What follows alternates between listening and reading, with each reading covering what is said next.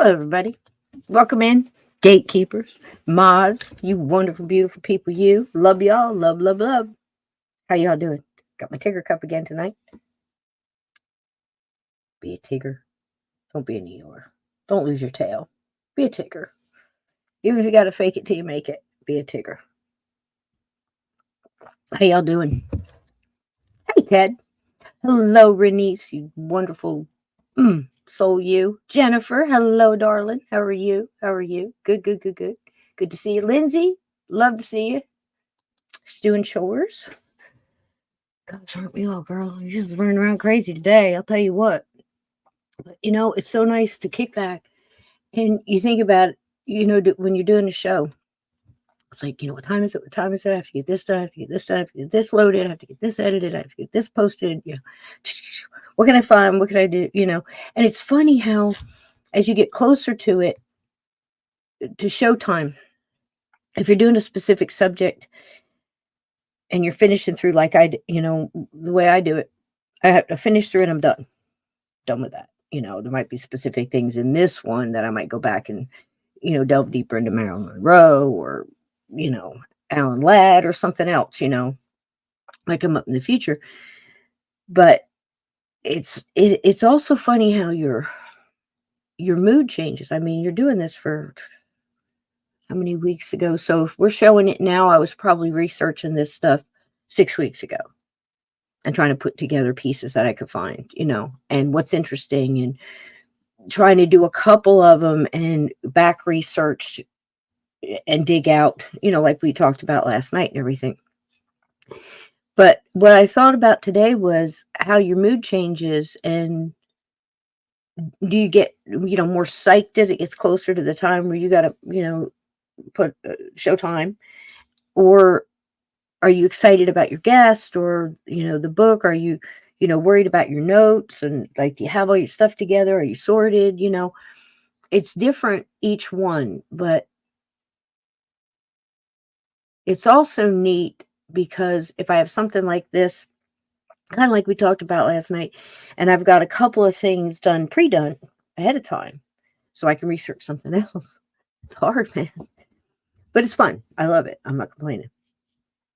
But other things happen along the way, and some of the stories take on like different meanings. Like Robert Mitchum, I've always loved that story. He's always been a stand-up dude. I don't know how he got along with his women or how his women thought of him. I don't care. I like the man. I like the way he handled himself. I like the way he carried himself through his life. This, that, I mean, he did, what was the name of the movie? Help me, guys. Thunder Road. He wrote the song. It was based on, basically kind of how NASCAR got started, race cars, bootlegging and all that. But it's just wonderful. But he did all those things, and I'm sure there was scandal stuff out there, rumor this and rumor that. But again, when something did happen to him and they tried to flip it on him, tried to make him look bad, he reversed it on him. He's like, I did it. I'll pay the time. You want to take a picture of me sweeping the floor? I was a movie star yesterday, and I'm behind bars today. Where's your questions? Take all the pictures you want. These are some of the best people I've ever met. I've had some of the deepest conversations. I'm picking up ideas for future projects, maybe, and met some of the best people I've ever met. It took the sting out of it. They weren't enjoying themselves. They didn't want to write about that. Lean into the torpedo. There's another one tonight, and somebody that's a guest tonight on this show. There he is. You ready? Thumbs up, darling.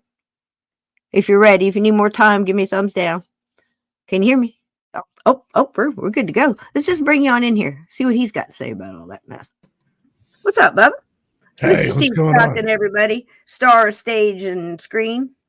Many screens. Several book covers. And gosh darn radio show. Got my own radio show on the Clyde Lewis Ground Zero radio network. But tonight, I'm going to be on Coast to Coast AM with George Norrie. Looky here.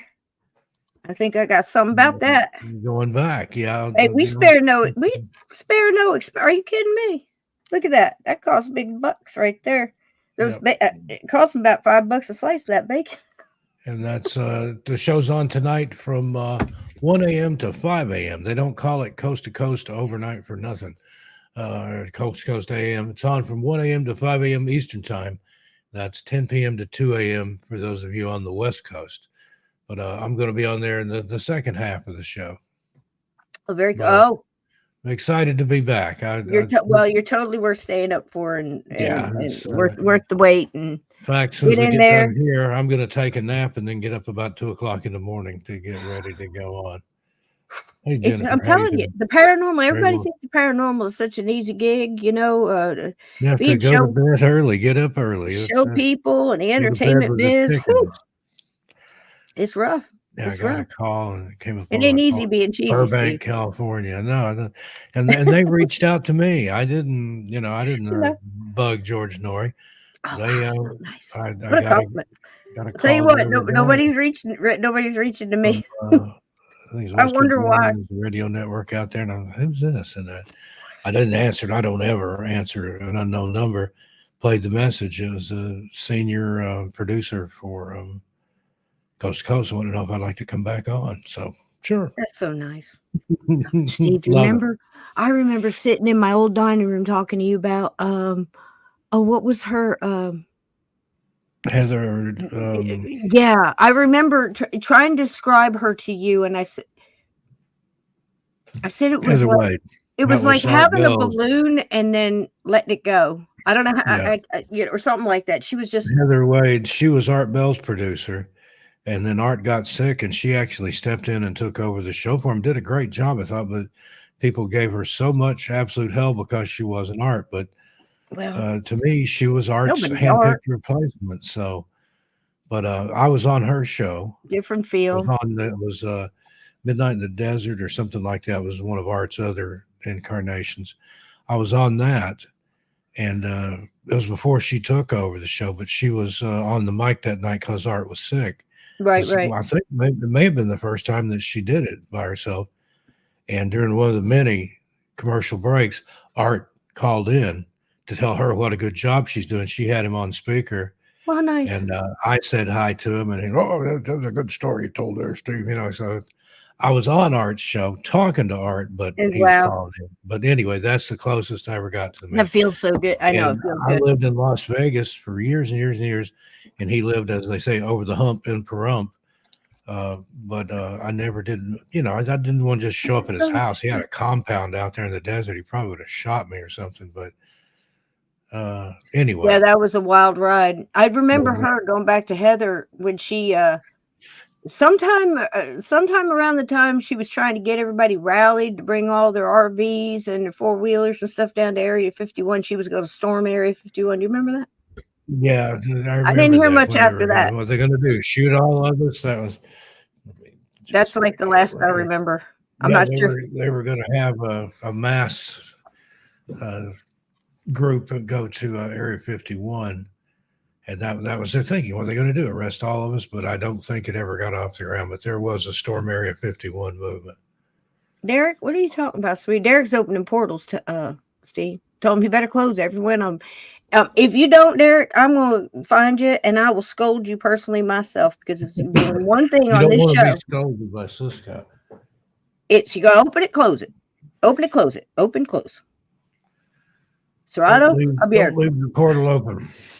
There you go. 2 languages. No telling what will wander in. Just be careful. Just be careful. Put your protection down. I'm telling you, eat chocolate. Do all the things. Do all the things. Because hey, Vixen Doe. Anything can happen. Hey, Vixen Doe. And Edna. But yeah, if you're going to be here early, Nightmare was here. If you're going to be up late or if you get up early, check me out on Coast to Coast AM tonight. Hey, Jim's camera. Welcome in. Yes, please do. Is there some kind of link for that, mods? Can y'all throw a link down? I've got one here. I think you'll be able to listen when the show starts. Let me log in. I'm not even on YouTube. I'm just in StreamYard. Give me a minute. If we missed anybody. I've got a link. let me get logged in here. And I've also got a link I can share that'll bring up the radio stations. And you go in, you click on your state, and it'll tell you what Do radio you need me to station. do anything on my end for that, Steve? Do you need me to put Send on a lawyer seatbelt Jones or money. okay?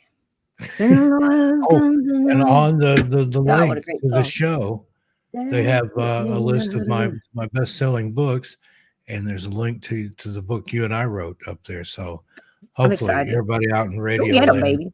will buy Go a get them. copy of our book tonight. Buy the book. You love it. You love it. Just even if it's just for Gettysburg, because that one was a humdinger. Each chapter in there is worth the cost of the book alone. I like You can Tale pick, of Two Bikers, man. I think that's just that one. man. You can pick any chapter out of there, and that's worth the price of the book alone. I don't know if you've read the book Steve and I wrote. What was your favorite chapter? I liked the Singer Sewing Machine. That was a good one. That's a good one. The Tale Two Objects Bikers in was good. yeah, I love that. The Objects in the rearview mirror, or Possum and the Snot Hag. the Red Ribbon. farmhouse, the flying head, and the red ribbon. Yep. Shot of tequila, no salt. They're all good. Jumpers, grinners, and a shot of tequila, no salt. There's a link to the show. I just put in the chat. Now let me. Here we go. Here we go. Coast to Coast Official. Now I never got to talk to Mr. Art. The best Art Bell story. Well, one of them close to my heart is my son was about 6, and he didn't know I knew he used to sleep with a transistor radio under his pillow. And he'd listen to Coast AM, and he'd come, and I know he was because he'd be telling his brother all about what he listened to the night before at breakfast. They think you don't hear. So, and it was his thing. He could tell you about aliens. He was learning. It was wonderful, getting his mindset right early, so why not? And he always fell asleep before it was over, but I remember at one point in time, it'd get real hard to get it. And he'd have the antenna up on the window, and, he'd be sneaking so he could hear this one part because it was going in and out. You know how we've all wrestled trying to hear it on real AM radio. And I kind of called him, and I went in and I said, it's getting kind of late, maybe you want to turn that thing off. You got school in the morning. And he says, but Mom, it's Art Bell and it's aliens. And the way he said it, I said, just lay down, put it under your pillow and go to sleep. Close your eyes, But I mean, he was, gosh, he couldn't have been no more than 7. I know he was still just getting out of kindergarten. It's probably summer before 1st grade. And he listened to it all his life. And then I got to tell my son that I got to talk to, what was his name? Who were all the hosts for that show? The originals. It was Art Bell, John B. Wells. Yeah, John B. And Wells. I said, guess who I talked to last night sitting on my couch? George Knapp. I like him too. I like George. I liked his work on Skinwalker Ranch. It was from Vegas. But John B. Wells, what a voice. I like. Oh my gosh. Voice. Oh God, it was a pleasure talking to him. I've talked to him a couple times. I mean, I just really I like his mind. Now he went a little nuts with music and some other Jimmy things. Church may have He it was a guest host every once in a while. I've talked to Jimmy a couple times. Yeah, Jimmy's a good guy too. Mm-hmm. When Jim Mars was on there and stuff, and I talked to Jimmy's wife, and they had some sweet people. But it is neat, it's funny how. But Art Bell, you meet people like that. Yeah, I used to drive around at night and listen to him, or if I was on a long road trip or something, Art Bell, and the station would fade out, and you had to find the next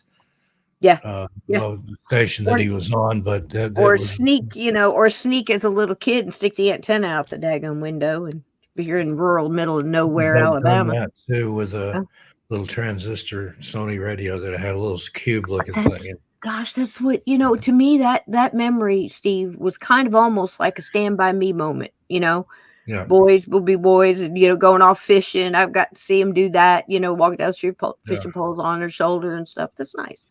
But that's one of those nostalgia things. And then speaking of the Gettysburg chapter in the book, excuse me, after we left Gettysburg, after that very story that's in that chapter, and it was the 150th anniversary of the Battle of Gettysburg. It was Halloween night, and this was the day after Halloween we were coming, when we were coming back.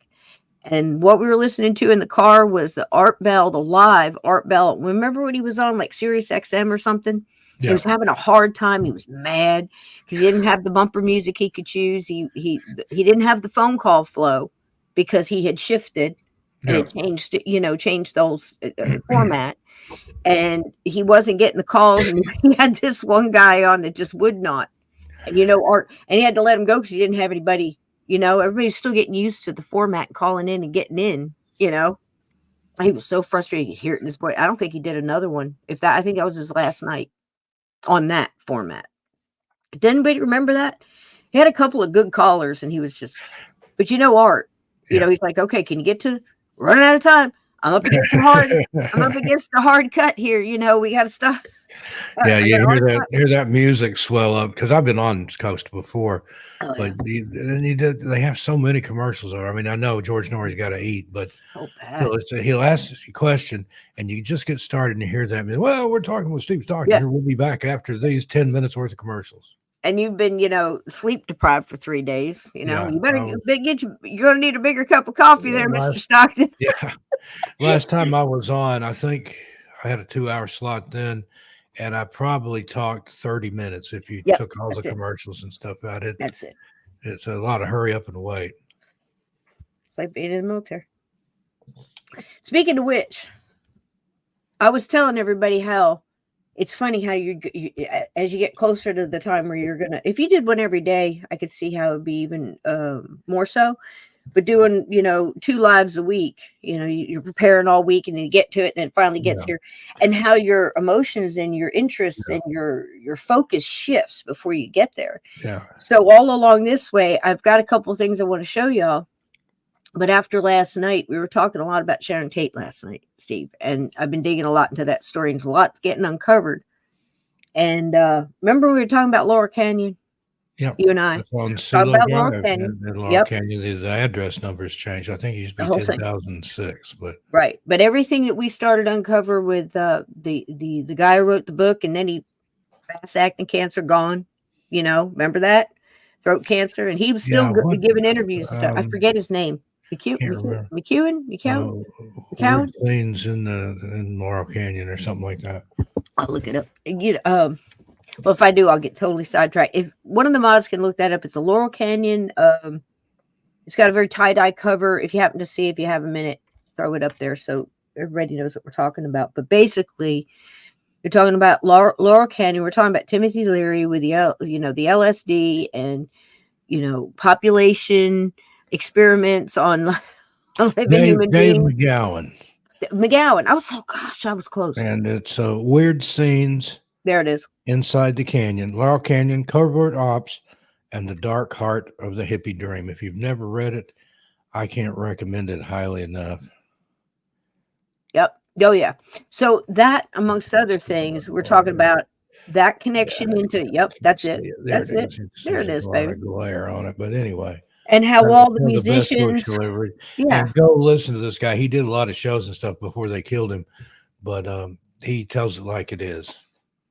And all the connection into that, the Timothy Leary stuff, the obvious. It was all a psyop.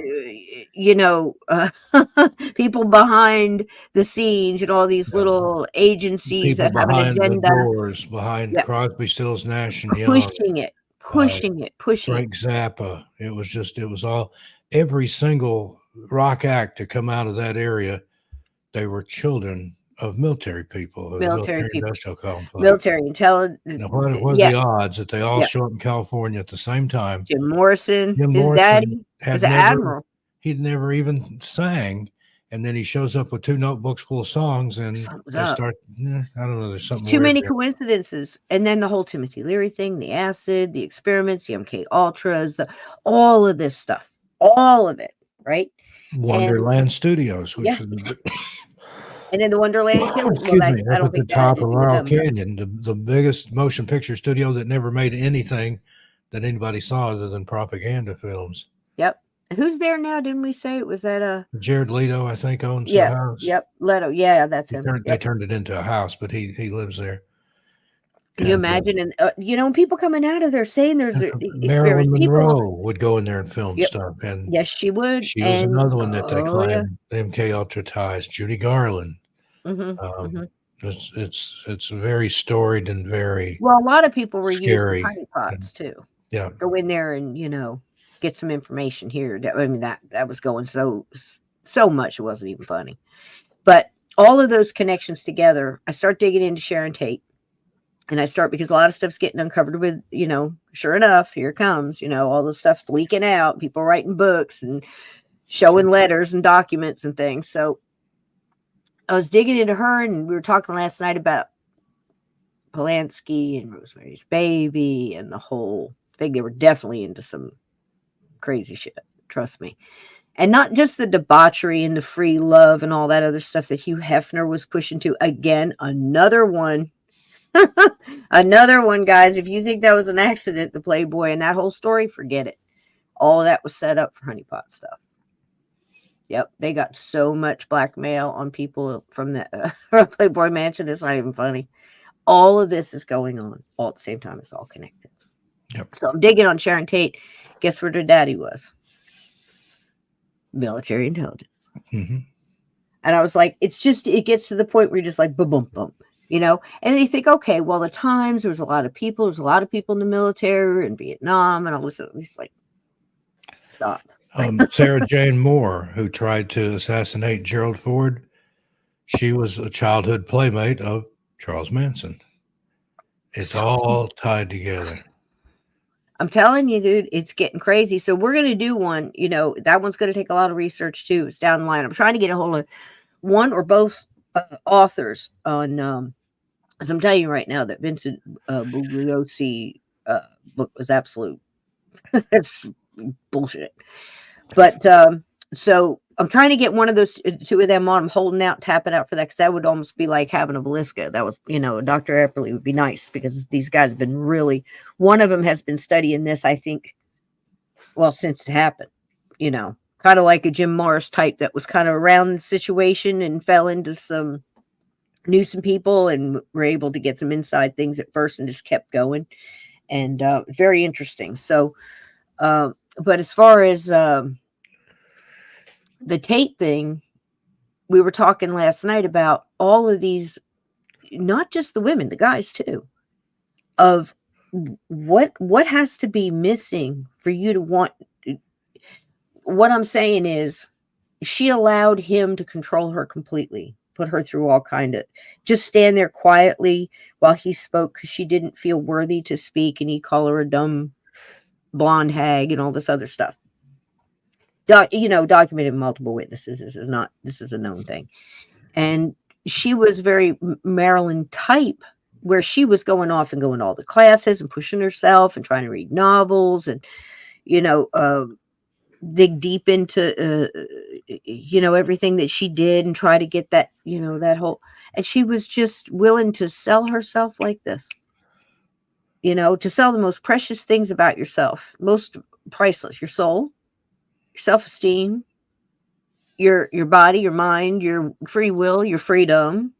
It doesn't, that's a big break to hand all that over to such a, average idiot, for the power.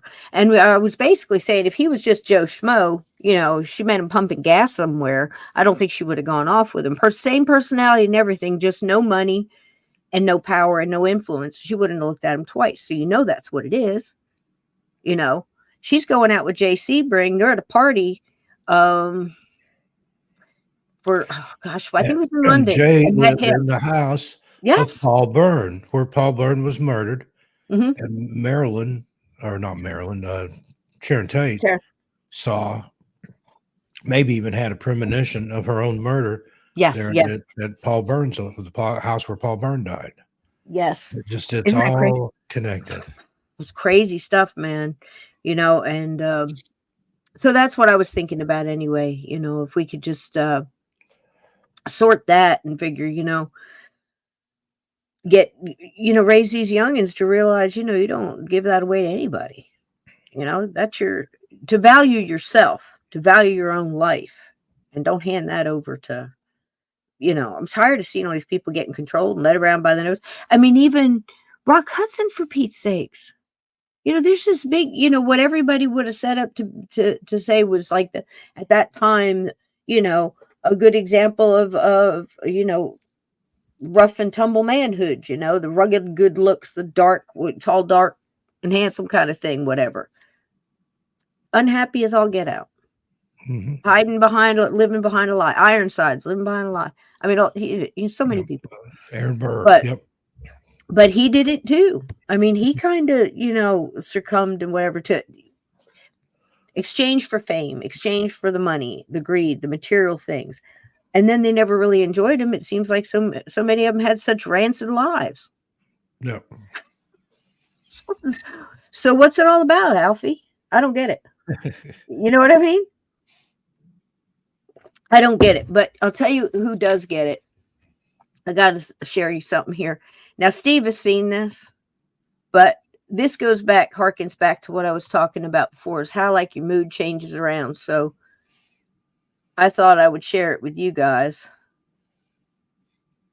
and just throw the stuff in here because it is Monday Madness and you never know what you're going to see. I hope you enjoy it, and if you could use a laugh, please do.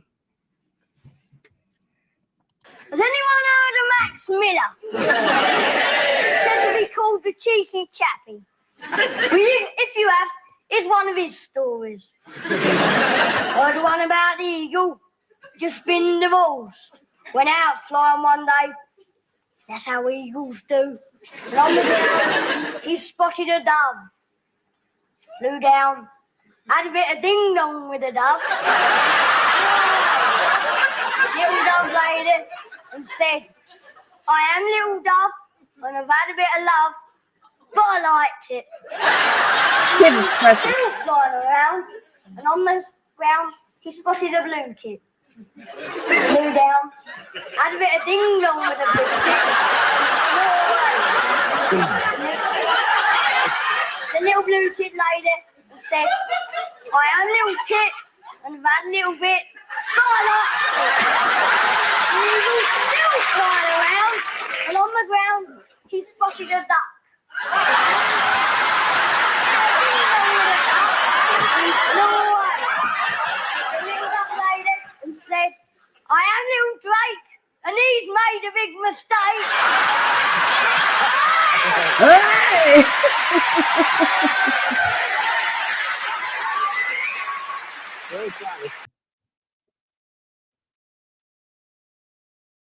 That's about as precious as it gets, if you ask me. Have y'all seen that? That's amazing. Oh my goodness. I was rolling. And the guy behind, I'd never seen the show before. I know some of you know the show, but I had never seen the show before. I just saw this kid. And I thought, man, he's good. I hope he goes places, They had him all dressed up as a little bow tie and everything else. I just love it. The other one that got me rolling, and I mean rolling, was this one. I'm going to share it with you too. Steve, I don't know if you've seen this one. It's short. All right. Let's see which one it is. I think it's this one. Gosh, can I tell? Oh, here we go.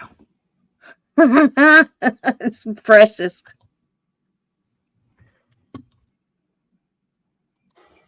Stop. I will stop nothing. Stop it. They call me the gingerbread man. Stop. You won't be laughing. Stop. You're scaring me. When Miss Ginger You're snaps, scaring me. I'm the gingerbread man.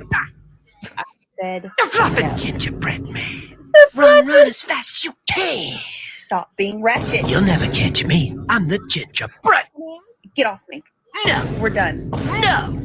We are over. Oh, come on, Susan. You know I've been binging true crime documentaries.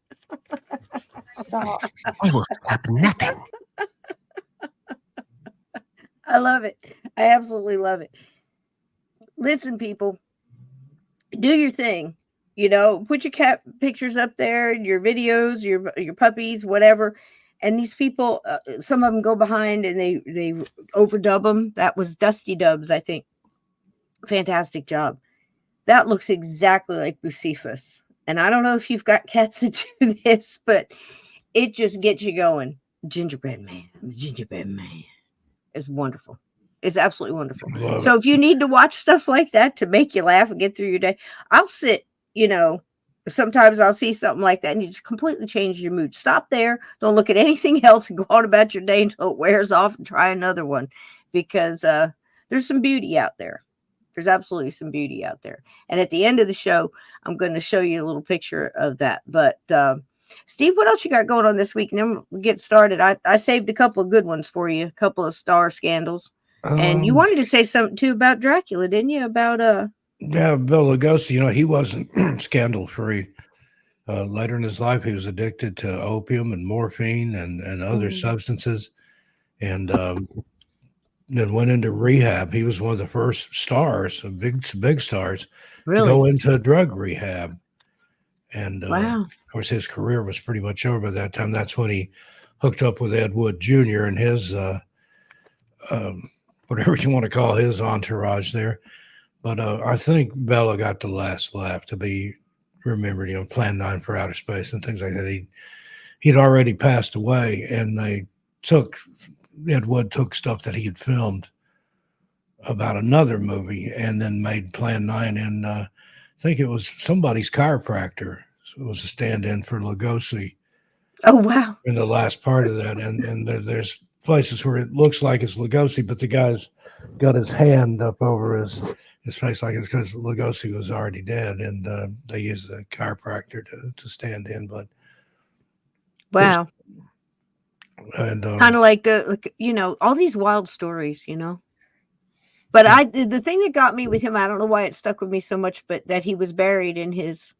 I mean, of course he would be, but then again, the first thing I start thinking about, guys, I mean, you know me, I'm thinking, well, he's going to show up like that forever now. As it goes. Because how many times have we talked about that? It's like pick up what you're wearing, or that old saying, I wouldn't be caught dead in that. When you're into the paranormal, supernatural, that takes on a whole new meaning, So I've literally gone back and changed my clothes a couple of times. Thought, I'm getting in the car. I'll be wearing these sweatpants with nail polish all over and a hole, because that's how they walk around eternity with one cold knee. It's just like, I know I'm weird. I think of weird stuff, but that's something. But you were going to tell us what else you got coming up this week too, in case I forget toward the end. Just lots more videos coming up on missing persons and mysteries. I'm back over there. That's my channel now. Just due to recent turn of events. I've still got ATM Among the Missing, but I'm going to be rebranding that channel and doing something else with it. Put all the missing stuff on one channel. And Insomniac Radio Theater, if you're looking for something to listen to overnight. Been putting some lo-fi chill hop stuff up over there with just a static background. Hey, Scott's Life, how you doing? Hey, Scott's Life, how you doing? I got to watch that video too. Always something going on. Put your link up here, sweetie. Throw your link up, Scott. Yeah, Scott's building an amazing cabin. Yep. Gosh, I worked so much today. I didn't have a chance to go back and check the channels, and I should have done that by now. I'll get it tomorrow. I'm looking forward to seeing it. All right, so I saved this one because he's one of my examples of what I call my torpedo leaners. Steve McQueen was probably one of the coolest dudes walking, and he started out in a rough way, and reformatories and things like that. And again, we've learned to look at, why did, Clyde become Bonnie and Clyde? Circumstances and the times and things like that really do have an effect, your family life, what's going on there. You can't just say somebody was a bad kid and did some things. Okay, well, what did he do? Because there's a difference, between stealing a loaf of bread because you're hungry and hitting an old lady over the head and stealing her car and, whatever. There's a difference, but I don't know what he did. I know it was like, little things here and there, but he started out in reformatories. And you'd think that would bring up a hard person that might be jaded or whatever. He just seemed to just roll with it. He's like like a surfer takes a wave. You know what I mean? That's how he approached life, I think. And he was just it just came through. I don't know. Steve, what do you think about before we roll it? There might be some surprises in here, but one of the best things I could think about is one of the first things he ever did was the iconic movie The Blob. Yep. That's when I first saw him. Talk about Steve McQueen, right? Yeah. Yeah. Just The Great Escape. I mean, he was just Oh, one yeah. of those guys, just. Oh. Yeah, The Blob was the first one I probably ever saw. I mean, didn't even know who he was, I watched that on like the Sure. late Yeah. movie. And then you think back, it's almost like we watched it, and then later on we found out about Steve McQueen and went back and go, wait a minute, was that you? Because it was just the way it was done. It was funny, and he just seemed like he was very much that Robert Mitchum type. He did his thing. He had his loves. He loved racing. And he did it for, 25, 30 years. Fast thing, did a lot of his own stunts, and to the point where it would just really annoy directors and things, because they're just going to do it. So I think you can take, you think about those crossroads in life and, your journey and how you're picking, which way do I go? Don't forget, you can do U-turns. They are allowed. And he just picked to ride it out, to just keep driving on. And I like that persona about him. And he tried to handle everything, I think, in that kind of way. It's just, if you're going to be a star, you know what I mean? Maybe you can be like Denzel, be like, you never hear any bad, real bad stuff about him. They go in, they give advice, they drop a few good, smart lines and walk away. Cool breeze, Yep. I like it. So here we go. Little Steve McQueen, everybody. I'm going to get some hot water. I'll be right back, guys. Steve McQueen's childhood in a reform school could hardly foretell his future as a major movie star. America first got to see McQueen as an uncredited bit player in the film Somebody Up There Likes Me.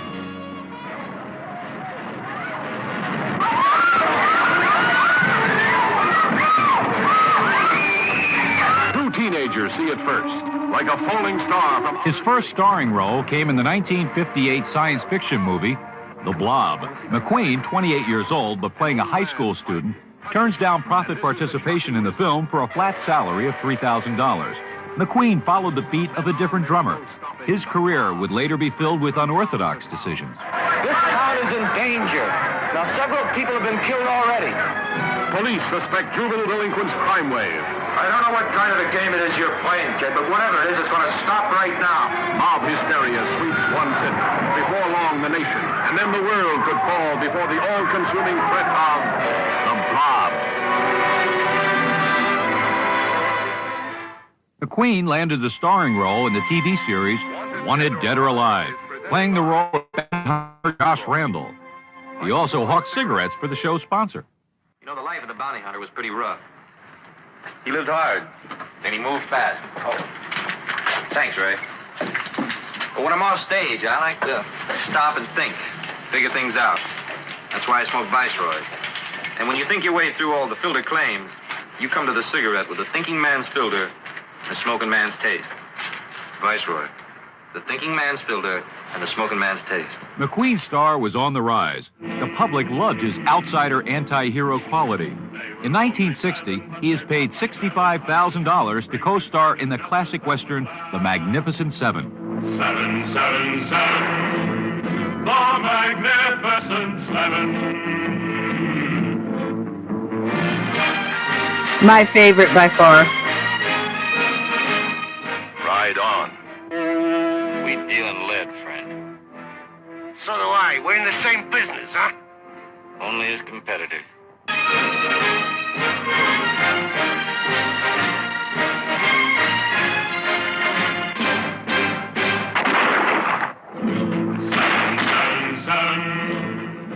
Movie roles were coming hot and heavy.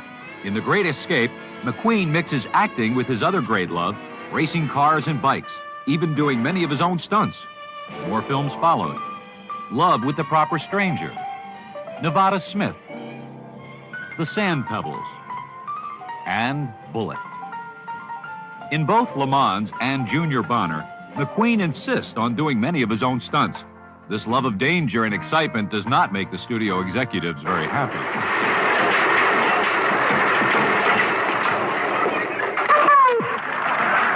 Steve McQueen as Junior Bonner. There never was a horse that couldn't be rode. There never was a cowboy that couldn't be throwed. Famous little saying, right? Steve McQueen as Junior Bonner. In 1973, he marries Ally McGraw, who co-starred with him in The Getaway. The marriage will end in divorce. Also in 1973, McQueen takes on one of his most challenging acting assignments. He stars as Papillon in the story of a man's epic struggle for freedom. Steve McQueen, Dustin Hoffman, Papillon.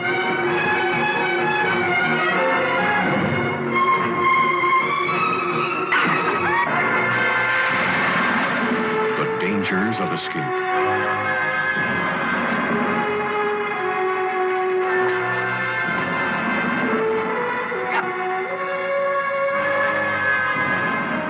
Steve McQueen, Dustin Hoffman, Papillon. The greatest adventure of escape ever filmed. Warner Brothers and 20th Century Fox. 1974 sees McQueen starring in the blockbuster action film The Towering Inferno. Steve McQueen. The Towering Inferno. Disaster film.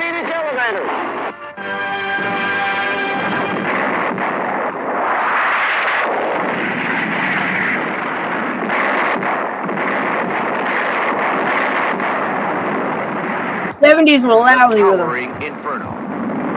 McQueen, bored, passes up many film offers and takes a job doing bike stunts for less than $200 per week in Dixie Dynamite. Later, bearded and 30 pounds heavier, he insists on executive producing and starring in An Enemy of the People. It's his worst failure.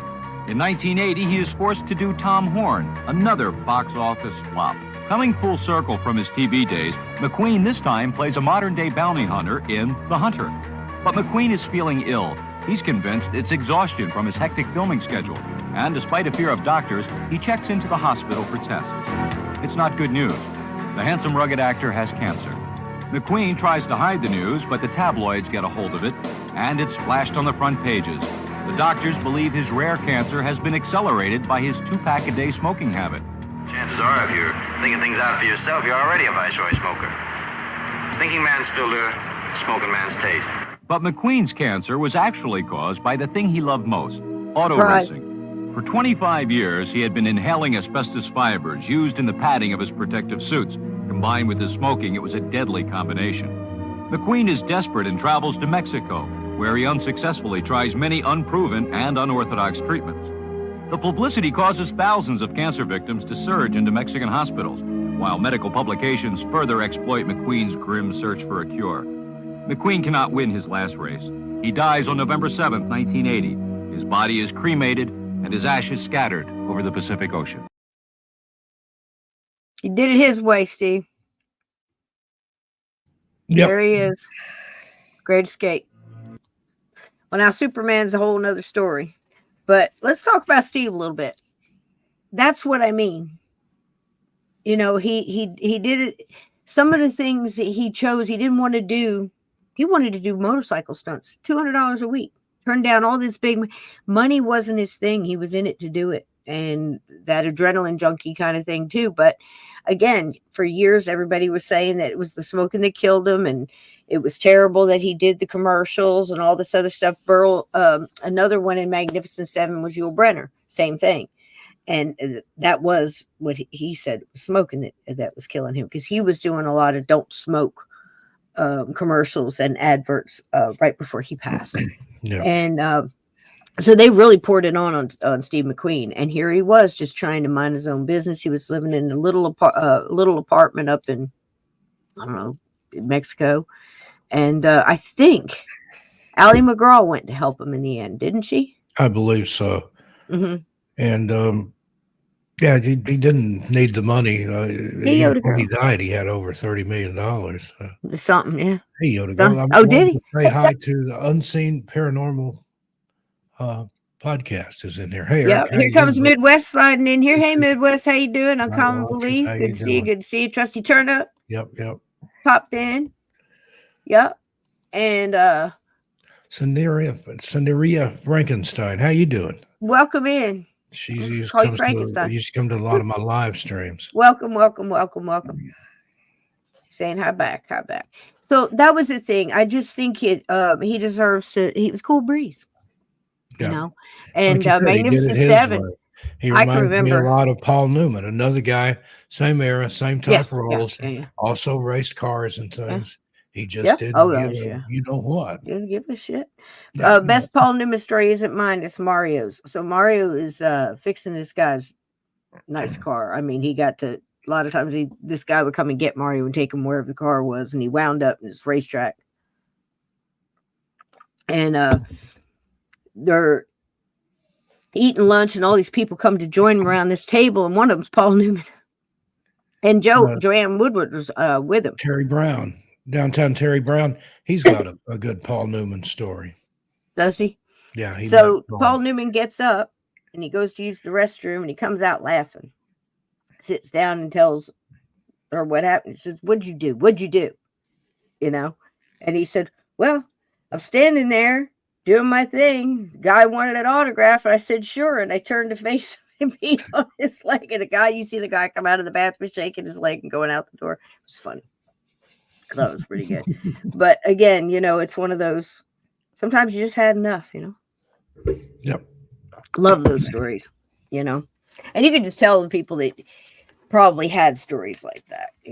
I'm sure that Robert Mitchum had quite a few. I know Sean Connery had quite a few. It's just, I love people like that don't really take it too seriously, and they don't put themselves on a pedestal. And, there's so many sad stories, people jumping off the H in Hollywood, and Marilyn certainly was sad, and she couldn't really find anybody that really, they used and abused her too. Yep. But Steve was a good story, and I think it deserves to. Now the next one coming up is another one I feel like that way. And again, here's Superman, George Reeves. He gets in it. I mean, this guy was, that story where it was almost like the old gunslingers back at Tombstone or Deadwood or whatever, because if you're the fastest gun in the West, you've got kids that are trying to leave backwater towns or the daddy's farm or whatever to go think that they can be the next one, and they're looking for you to challenge you, to take you out. I mean, it's a constant thing. So whether it's gambling or gunslinging or there's always somebody else who wants to take your place. And that was the big thing about a lot of these gunslingers. You know what I mean? So here's Superman, same thing, modern day.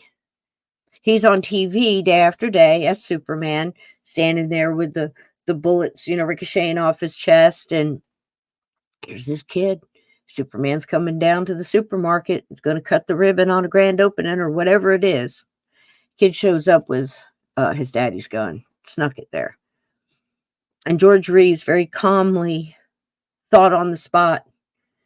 He said, no, son, it's correct, but what's going to happen is, see all these people, those bullets will ricochet off of my chest and hit somebody else. And got the gun away from him, talked him down. He was a very calm man. Yes, they push on the whole fact of he wanted to do other acting parts. He wanted to be taken as a serious actor. You've heard that same thing about dozens and dozens of people. I got stuck in a role and nobody accepts me. That's not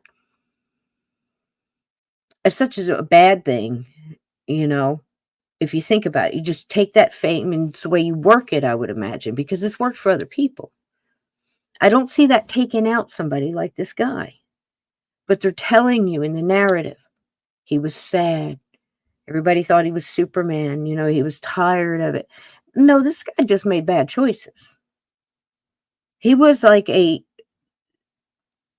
was calm and he had common sense, it seems. He had the wherewithal, self-control. He could think on his feet. Yet he was lacking something, obviously, somewhere. Acceptance, or he didn't need the money to hook up with the wrong women that would treat him the way they did. And he would allow that. And he seemed like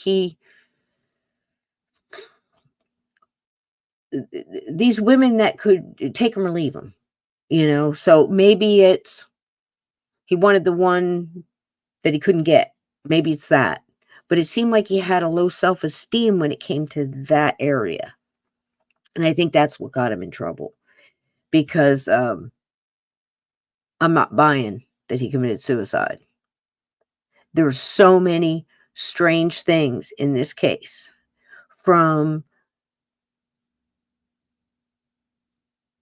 them finding extra bullet holes in the floor of the bedroom where he was found. And they couldn't decide on whether it was a fresh bullet hole or it had been there a while, because the story in the house was, by the woman of the house, was, I did that a couple of days ago when I picked up the gun and, was going to put it in the drawer and it went off. I'll let you decide, but there's a whole lot more from where it landed. What was he, left-handed, right-handed, from the angle, powder burns. There is something wrong with this case. I'm not buying that he did this. This feels very, again, Marilyn-esque narrative. And what was her name? Entwistle, Peggy, is it Entwistle that jumped off the H? Same thing, there where she didn't know she had gigs coming up. Marilyn had plenty of gigs coming up that she was happy about. They keep pushing this one where she got kicked off the set. Yes, she did, with Dean Martin. But she had other things lined up. It wasn't she was desperate and that was it. So I think that narrative is overused and played too much.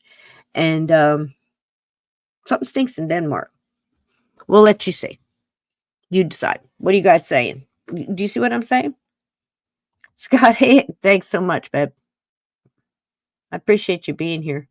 Hey, Midnight Reaction, brand new. Welcome, welcome, welcome. I just subbed to his channel too. Hey, listen, got to support each other's channels. It doesn't hurt to sub, comment, say, hey, how you doing? Or thumbs up. It's all it needs. And, let somebody do their thing, and support that. I just love it. So, yeah, you are spanking new. You spanking new. Welcome, welcome, welcome. And I don't know whether you like true crime, paranormal, supernatural, wacky stuff, and, we're an acquired taste for sure. But you are more than welcome. And people come in all the time and think, you know what? Something like this happened here, or something like that happened here. And, we just love to take apart old cases and try to learn from them, right, Steve? Welcome in, everyone. Welcome in there. Midnight Reactions 420. Welcome in. How you doing? Welcome in. See, it's wonderful. Anybody else I haven't said hi to? We're comfy cozy here. Ed Branston, he's a great mod. He's a mod on every channel I have. I love Tedders. Love you, Tedders. Okay, so anything you wanted to say about? I'd like to hear what you think about George Reed before we watch it. Steve, did you hear anything I just said? It doesn't make sense to me, man. Out of the room. I've never bought I've never case. bought the official story, and I think she had him killed. That's my opinion only. I wouldn't testify to that in a very, very close to it, because the weirdest thing out of that whole night, you're going to hear about.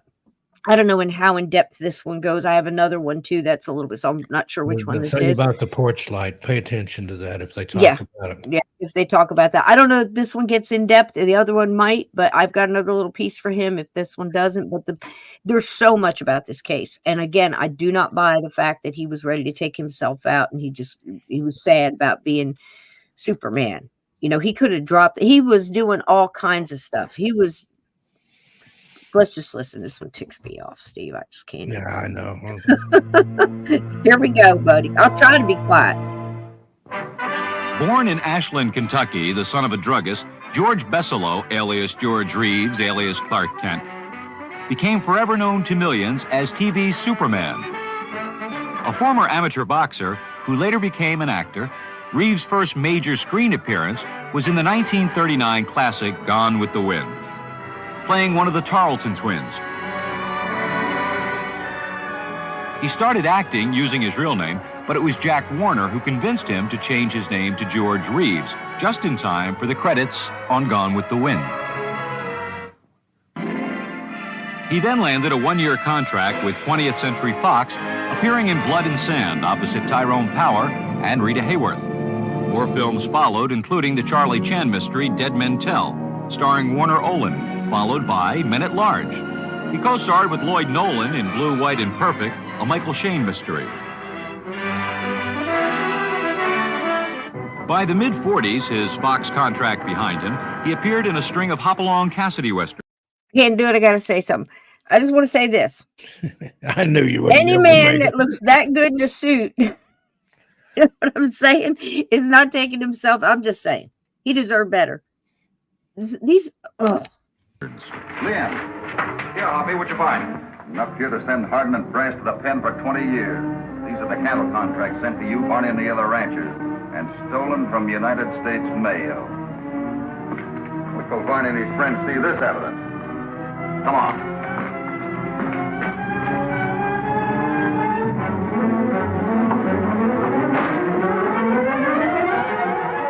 By the late 40s, after a failed marriage, Reeves appeared in serials and low-budget actioners, like Thunder in the Pines, co-starring with former Dick Tracy of the movies, Ralph Byrd.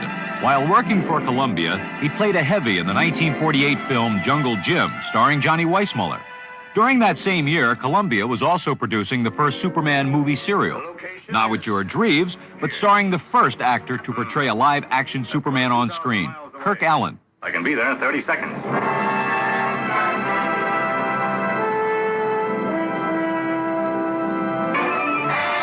The film also starred Noel Neill as Lois Lane, who later replaced Phyllis Coates in the TV role. After a second serial, Kirk Allen, not wishing to be typecast as the Man of Steel, left to do theater. A year later, Hollywood decided it was time for another Superman movie, and The Mole Man. Reeves starred in 104 TV episodes, which remain in syndication to this day.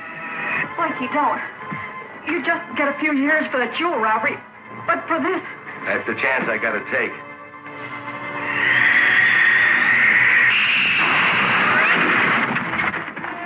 No, I don't believe it. You will, Blinky, you will. How many afternoons, Steve? How many? You're just wasting your ammunition, Blinky. Sit down. You're sunk, Blinky. It's all over. Hey, let me out. Let me out. Another few seconds and it would have been too late, Superman. Well, it wasn't, Miss Lay, and that's what counts. What time is it? Just about 12:30. Well, I can't wait for the police. I have an appointment date. Moves are out of the way. There can only be one Superman, of course. Do you ever think about some of the super things that you can do for yourself? George loved kids and making personal appearances, especially for worthy causes. Although a damper was put on his ability to appear in his Superman costume as more and more people challenged his superpowers. It all came to a head in 1953 in Detroit. Reeves, appearing as Superman, was confronted by a young child who had stolen his father's Colt .45. In an attempt to impress his friends, the boy threatened to shoot Superman.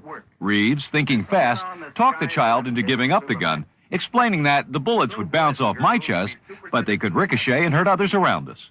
After that, Superman appearances were very rare. And keep on making me and everyone else as proud of you as we are today. Bye now. And I would venture to say that that bothered him more than anything else. Yeah. That was the problem. He was extremely concerned of how everything he did affected the kids. And not for nothing, but, you know, the world could use a double scoop of that mess right about now. Yeah. You know what I mean? Having a little more wholesome, a little bit more self-confidence, and do your best and be, you know, be the best you can be, and listen to your mom. You know what I mean? Yeah. That wholesome stuff. This is what Doesn't exist anymore. mid 60s, mid to late 60s. This was. I think so. Yeah. And I just want to point out there's a very, Yes. very good film. The original title was Truth, Justice, and the American Way. They renamed it during the script process Hollywood Land. And it's a fictionalized account of a private detective looking into the death of George Reeves. Now, it's fictionalized, but it's worth watching. It's Ben Affleck's in it, Diane Lane, Bob Hoskins. It's good. Just go watch Yeah, it. I have to watch it. I'm going to look for that now. Hollywood Land. Yeah. Hollywood Land. I'm going to look for that one. That's good, Steve. Thanks. I like homework assignments. Last week, told everybody to go watch that Kenneth Anger Hollywood Babylon. Oh, I love Kenneth Anger. I'm telling you what, that'll take you places right there. All right, let me finish. I'm sorry. I just think he was a decent dude, man. It's like, why? Reeves did a handful of other movies and TV roles while still filming Superman, but as the success of the show gained, the more he was typecast. The ultimate blow to Reeves' career was when he appeared in the film From Here to Eternity. This stinks. Problem rose when the film was previewed to special audiences and for the press. As soon as Reeves appeared on the screen, the audience broke out in laughter and shouted, "Hey, there's Superman!" The film had a big cast of major Hollywood stars and was projected to be a huge hit. Columbia decided to recut the entire film, bringing Reeves' scenes down to a bare minimum. They even removed his face and name from the coming attractions trailer. The image Reeves had created on television, which was brought into people's homes week after week, proved to be more powerful than anyone could foresee. They should have left that alone. All publicity is good publicity and just let it ride. That was their fault. You know what I mean? What do you think, Steve? You know a little bit about this world. You've been there. Yeah, I totally agree. And I wonder if that'll ever be restored with the missing footage back in it. Could you imagine? Wow, would that be nice? Yeah. I mean, how about that? So much on the floor, that wound up on the floor. So many stories like that. But that one right there probably did it. But if you're looking at the time frame of it, when was his show? I know I'm watching it in the mid 60s. Right. Yeah, and it was already reruns forever. Yeah. And I met, when was it on? I can't think of her name, but the lady that played Lois Lane, she was at Adventure Con. It's been 20 or more years ago in Knoxville, Tennessee. They had a bunch of those old stars. They had Buck Rogers and all these guys, but she was there. And just a really, really sweet old lady that played Lois Lane. Tonight, midnight, you got to watch the homework assignments for these are, you have your choice. You can either watch The Blob or the original Magnificent Seven, and that's for me. And Steve's movie suggestion was Hollywood Land. And if you're up really late, catch me on Coast to Coast tonight. Tonight, you got Steve again if you're up late. So we don't know where you are in the world. 3 to 5 on the East Coast. On the East Coast. We don't know where you are in the world, but there you go. So there's a couple of choices. All right. So, yeah, that would be amazing if they could put all that back. But 1953, this came out. So he was already famous as Superman. So it would have had to have been early. Oh, my gosh. Early. I'm looking here. Superman TV show.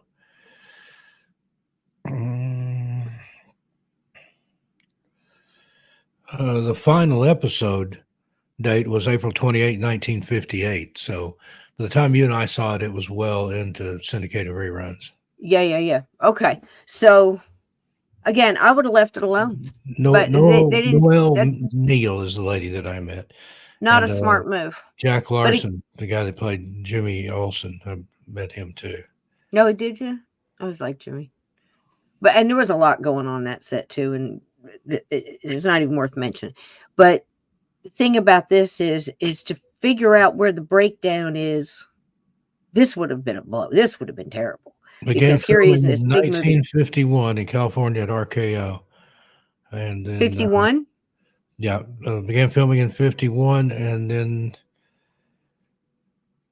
so it was, it was a hit, 51, 52, 53. He does this. They know that kids will recognize him as Superman. And every kid would have paid extra to see this 2 or 3 times because Superman was in it. They cut their own throats on. They cut their nose off to spite their face. That's what they did, see.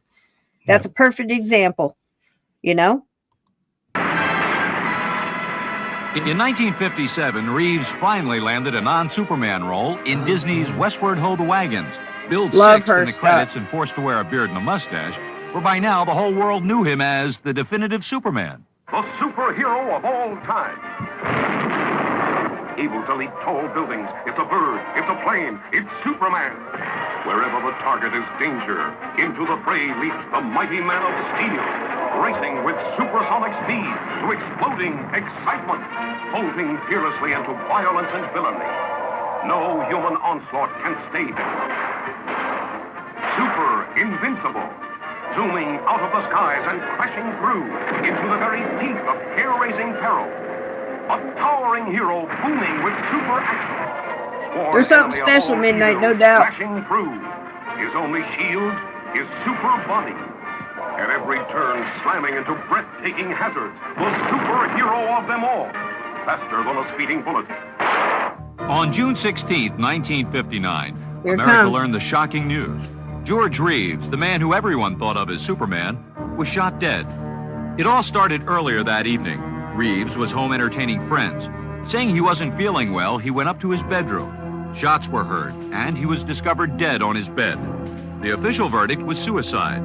The common belief for his apparent suicide was that he was depressed due to his typecasting as Superman. However, rumors have circulated that his death may have been the result of foul play, as he reportedly had many new projects in the works and was to be married in a few days to his fiancée, Lenore Lemon. Apparently, the Man of Steel had feet of clay.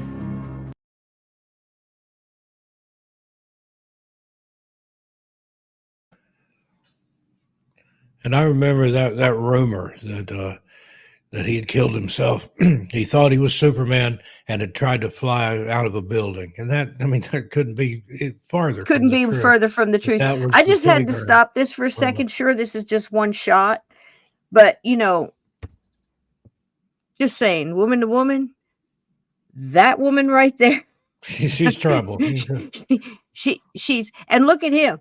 He's gone. Happy. He's smiling. And Well, she's there he's got, probably drunk as a skunk, but and it was just, resting bee face, as they say. Steve, I'm telling the truth. See, if you don't know, Steve used to take pictures and develop and everything down there in Las Vegas, right? You were a part of that whole world where they photographer in Las Vegas, yep. Where they took pictures at the table when you were out dining. It was a big deal. My mom had several of them. I remember having them in my hand.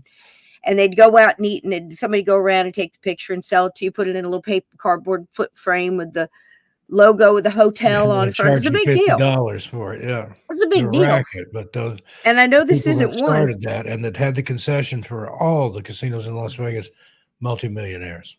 Yep. Oh gosh, yeah. They started. Yeah. It was a nice racket. It was kind of like your rows at the table kind of thing. So anyway, I'm asking you, from that point of view, look at this picture. This man is being led around by, I don't know what. I don't know what she's got. I think he's got something for women that are just a little bit, you know what I mean? Think they got to have a little meat on their attitude. He has his cojones in her pocketbook. Oh, yeah. Yeah. She took jar first night. And I don't know why. I don't understand why people like this, because he seems to have it so together in every other department. He gets back up on the horse. He doesn't give up, he keeps doing things and getting movies and changing his appearance, little cheesy mustaches and sometimes beards and all this other stuff he tried. I don't think it was him. I think it's more the studio than him. Do you know what I mean? Yeah, the studio and him as far as the company that he kept too. And there were rumors of an affair with the wife. Well, she's got resting bitch face, and I'll tell you what, if she wanted to off you, she'd off you. That was what I was alluding to. I didn't want to say that. Sorry, but, I think I can get away with it. I think I can get away with it. But just there were rumors that he was having an affair with the wife of one of the studio heads, who was also connected to a Italian gentleman's club, shall we say? Yeah. Well, the thing that gets me, the whole thing that made me dive into this story, and we will do more digging. If I come up with something or I think I can get you a full episode on, I'll rip this one inside out and sideways, because she supposedly they turn the porch light on and they can, have whatever. It's 1 o'clock in the morning. He comes down. He's a little mad. He's got to work the next day. She's letting people in the house at 1 o'clock in the morning. And supposedly there was only 3 or 4 people there. But the most important part is one of the witness that spoke after said that he's upstairs, and she looks at him and says, now he's going to go upstairs, open the drawer, and kill himself, take out the gun and kill himself. She actually says that. More than one person in the room said she said that. Now, who says shit like that? And the story, the unofficial story that I've heard, is that was a signal for the person she'd hired to sneak in the back door, to go upstairs and wait for him and make it look like he did it himself. Yep. I've heard this Easier too. said than done, And I'd love to turn this one inside out. There's a lot of coverage on this one. And then for some the part reason that we haven't even got to, we may not get to in this show, the Superman curse. George Reeves was the only one affected by things. That's so true. Superman. That's so true. We did dig pretty good on that one in Curses. That show we did on Curses, we dug pretty good on that. Kirk Allen, the guy there, the first guy that played Superman, he got typecast and had to do voice roles, commercials, uncredited screen roles. To me, I mean, what do you mean such a sissy about? I mean, doesn't that mean you just try harder in your craft? It's like, I'll show you typecast. Watch this. I don't understand why people don't take these are, supposed to be strong personalities. People, particularly with television, got typecast. I mean, look at Gilligan's Island, all those people. That's all they've ever known for, because basically that's all they did. Although they did other stuff. Jim Backus. Bob Denver did a lot too. He had done Dobie Gillis before that. He did quite a Krebs, Far Out, Space Nuts, Lost Saucer, all these other things that he was on. But everybody always knew him as Gilligan. Same with Alan Hale. He'd been in Western, Alan Hale Jr. He'd been in Western stuff, but he embraced it. He opened a restaurant, I think it's in Malibu or somewhere on the coast there in Southern California. Alan Hale's Lobster Barrel, and he had memorabilia from Gilligan's Island all in the restaurant. Unfortunately, it burned down, but he embraced it. Why not? And then some do, but see, that's the thing. It's hard to feel sorry for somebody that shot for the dream and made it. And now it's like, but now they only know me as this. It just seems as you turn it up. Remember, look at Tom Hardy, for the love of God. Tom Hardy did one of the. Love Leonard Nimoy. He put out an angry book. I am not Spock. And leaned into the torpedo. Later, he leaned back into it. I am Spock. Same with Robert Englund, who played Freddy Krueger. He wouldn't even talk about that role. Wouldn't appear at the horror conventions and things. And then he found out nobody wanted to see him do anything else, so he went back and re-embraced. Better to be typecast than to not have work if you're an actor or anything like that. I think, my opinion only. So true, so true. I wonder if I can get away with playing this. Hold on one second. Trying to find your cut of something here. Leonard leaned into it, and I'll show you a little piece of something here. I don't want to get a. Let's see if I can get it. We'll play a piece of it. If we get shut down, we'll be right back. Scott's Life, unfortunately, I have heard Leonard Nimoy sing. What's even worse is William Shatner singing, though. Oh, my God. At least he's not an entirely unpleasant voice, but he can't carry a tune in a bucket. Neither can I. Sorry. Back to rest in bitch face. Hold on. Here we go. But I mean, look at that. There's some big Hollywood to-do. He's wearing a tuxedo. She's wearing an elegant gown. And he's happy, he's laughing, and she just... Yeah. Something there. I could feel it. Something's there. I don't know what. Wait a minute. See? There he was in a beard. Trying to find where Rock starts. Sorry. It was right after RB. Rest in bitch face. Yeah. Right there. Oh, there we go. There we go. Another one did a good job trying to cover it up, but my God, what, the things you agree to. Roy Harold Shearer Jr. was born in Winnetka, Illinois. After his father left home, his mother remarried, and Roy took his stepfather's name, Fitzgerald. After wartime naval service, Roy found himself in Hollywood. Sending his pictures to various agents, he came to the attention of Henry Wilson, the man who went on to discover and name Rory Calhoun and Tab Hunter. Wilson had a reputation for liking men, a lot. He liked Roy and promptly changed his name to Rock Hudson. Rock was in the movies, but not yet an actor. In Fighter Squadron, it took over 40 takes to get just one scene right. But He had star quality and soon found himself co-starring with Jimmy Stewart in Bend of the River. More action films followed, like Sea Devils with Yvonne DiCarlo. By 1954, after his role in Magnificent Obsession, Rock had become one of Universal's leading stars. By the next year, 1955, he was signed, along with James Dean and Elizabeth Taylor, to star in the movie Giant. Hudson had finally arrived as an actor, winning an Academy Award nomination. Giant.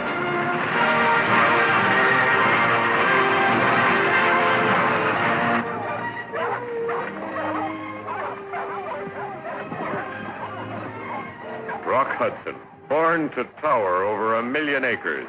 That sure is a beautiful animal. Beautiful. Your money's no good here. Come on, let's go.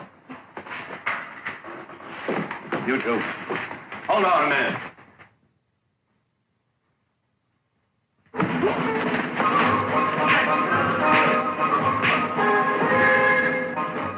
He never stood so tall as when he crawled.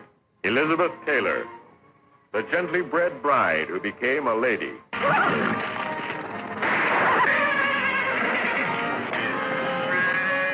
Texas style. And James Dean. Dean and Hudson played antagonists in the film, but their performances weren't far from real life. They really disliked each other intensely.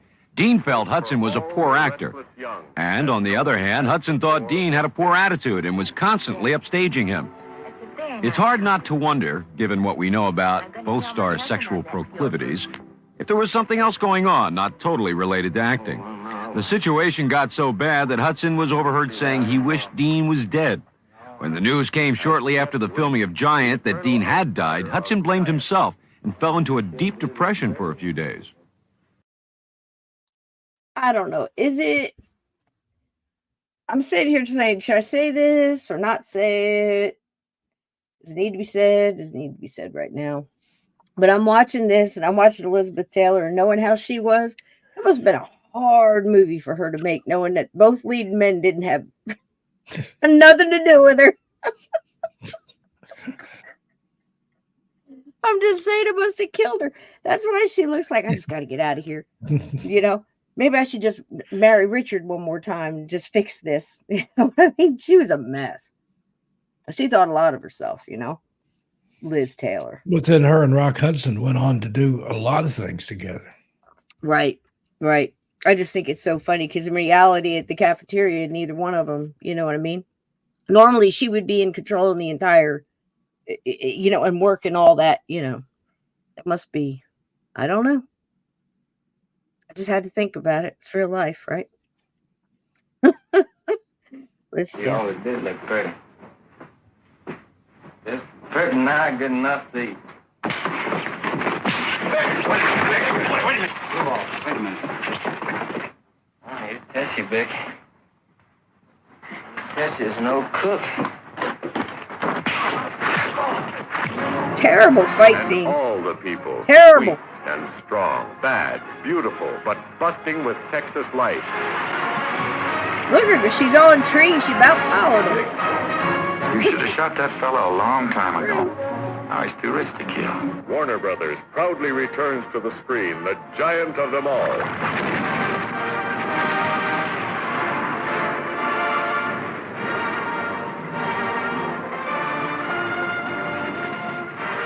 Big stuff. By this time, rumors began circulating about Rock's hidden sexuality. Reportedly, Henry Wilson, Rock's agent, got wind that a major news article was about to be published disclosing that Hudson was a homosexual. To protect his star, Wilson arranges for Rock to start publicly dating his secretary, Phyllis Gates. It does the trick. The public buys the charade. Rock even marries Gates.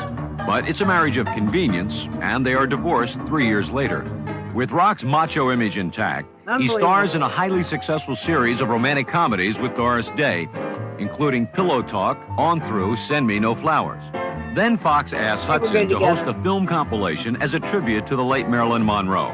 Hudson talked about Monroe's career. Much of it ironically paralleled his own rise to stardom. He worked here not very long ago. As a matter of fact, they told me this is the same stage where she first started. She happened to stand out. The needle in the haystack that caught the eye. She stood out because she brought with her a unique set of ingredients that added up to something even more unique. It's what they call, I guess it's as good a phrase as any, star quality.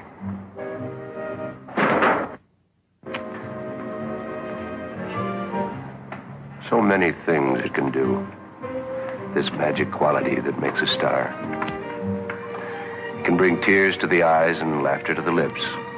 But most of all, and above all, joy to the heart.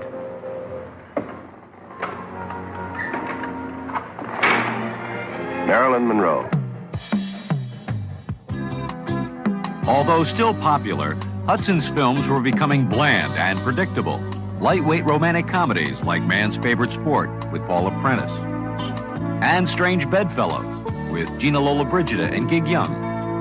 Trying to revive his image, Hudson returns to action-adventure films with Ice Station Zebra, co-starring Ernest Borgnine and football great Jim Brown. But his film career falls to a new low when he stars in the 1971 sexploitation film Pretty Maids All in a Row, a silly black comedy with Rock surrounded by adoring high school girls. TV saves the day for Hudson. In 1971, he begins a highly successful 6-year run in the detective series McMillan and Wife, co-starring Susan St. James. Using the TV show to bolster his movie career, he makes a string of forgettable films, including Showdown, Embryo, and his last, Avalanche. In 1981, Hudson turns back to TV. Slated to star in The Devlin Connection, production has to be delayed when Hudson enters the hospital and undergoes open-heart surgery. When The Devlin Connection finally appears at the end of 1982, it lasts only 2 months and is dropped from the NBC schedule. Rock's health continues to deteriorate. He loses weight, feels tired. He is suffering from the early stages of AIDS. Although he appears ill, many believe it's part of his earlier heart condition. The producers of the TV series Dynasty ask him to work on the show. As part of his role, Hudson must come into intimate contact with fellow actors, including romantic scenes which call for him to kiss co-star Linda Evans. Later, when his condition is known, it causes mild panic in the acting community, and many stars think twice before doing any intimate scenes. A last public appearance with Doris Day makes his condition impossible to hide. Then the shocking news: Rock Hudson is dying of AIDS. On October 2nd, 1985, at age 59, Hudson is dead. Even in death, he wanted to protect his image as a handsome leading man, ordering immediate cremation to avoid further exploitation of his now AIDS-riddled body. But sadly, due to a long legal battle against his estate by homosexual lover Mark Christian, Hudson is forever linked with AIDS and homosexuality. They're always digging after that money, aren't they? Yep. Hey, First Floor Audio, Lee. How you doing, buddy? Good to see you. Hey, Lee. How you doing? Love you back. Love you, love you, love you. Every single one of you. Sad. I mean, again, his greatest acting thing, I guess life was just acting. And then you have to hide, you know what I mean? It's just awful.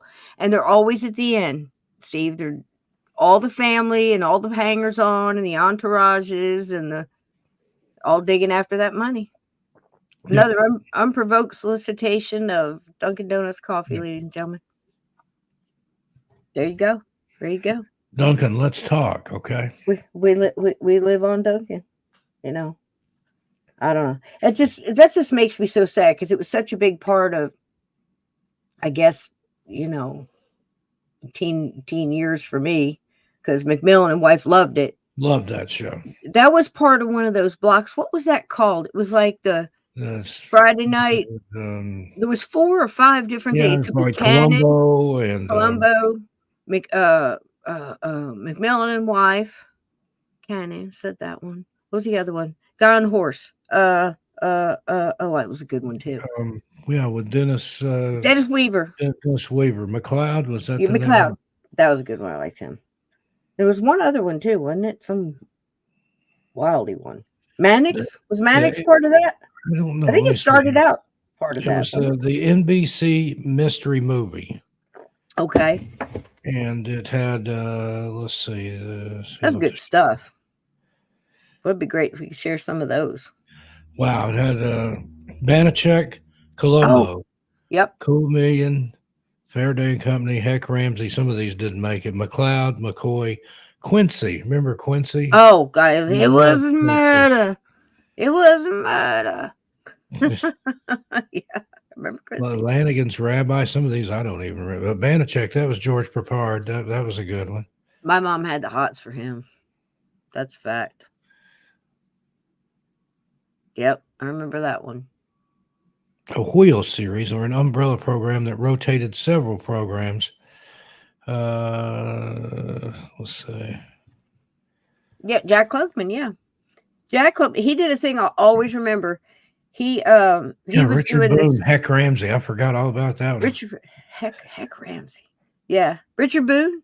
Okay. Oh, that was a good one too. Now that I see his face. Was he? Who was the one who did Have Gun Will Travel?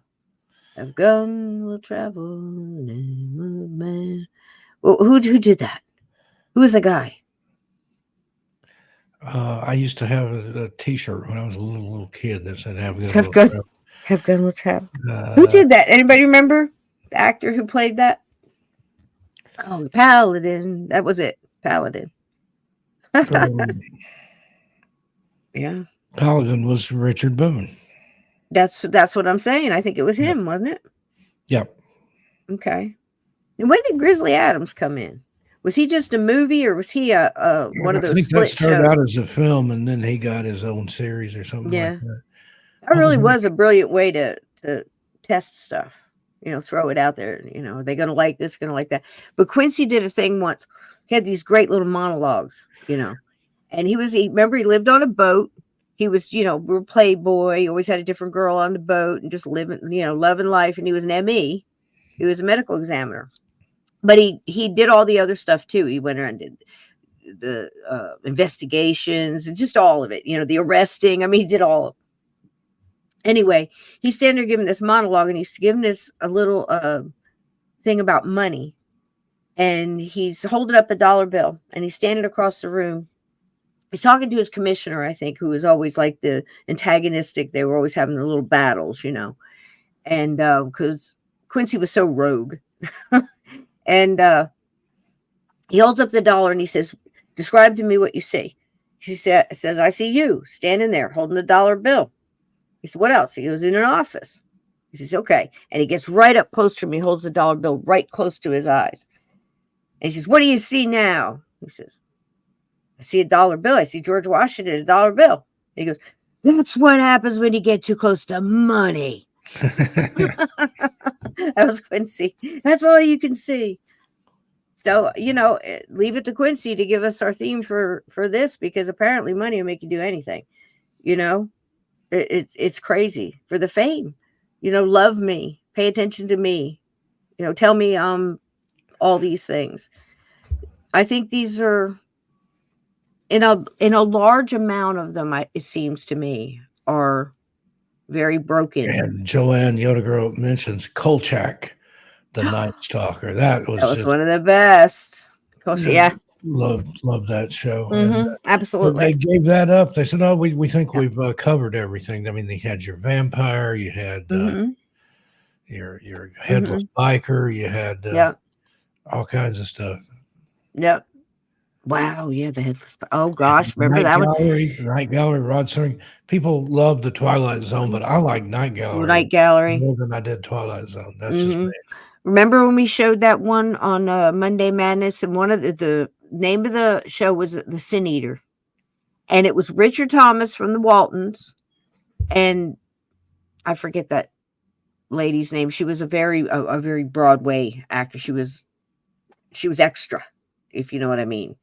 And that scene where she's just screaming and he's screaming, and again, John Boy. There's another one, typecast. I remember he had a hard time, doing movies and being all serious and stuff like that, but he did okay, and he kept going. He didn't shoot himself. I mean, I don't understand all these people.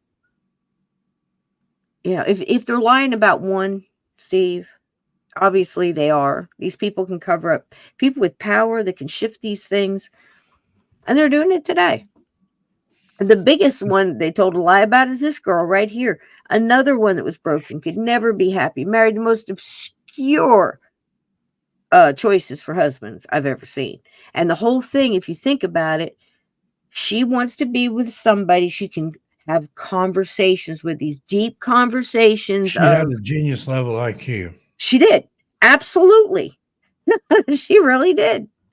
And she went in there. They used her for a honeypot. She was involved with, believe it or not, used by, 3-letter people. More than once. And you said, Steve, she's going in and out of that place out there in Lower Canyon. Wonderland Studios, yeah. Yep. And probably one of the most telling was, what's the name of it's right there on the Nevada, the border there. Cal Nev. Is that the name of it? And all the people that were involved in that place. I think they say it in here, but there toward the end, I mean, it was getting bad. Hoover was involved with. There were so many bugs. So many people were bugging her house. I know Mark came on my show twice and said that he's never heard the tapes. I've heard some of them, and also going backdoor through, the whole organized crime and old gangsters and people like that too.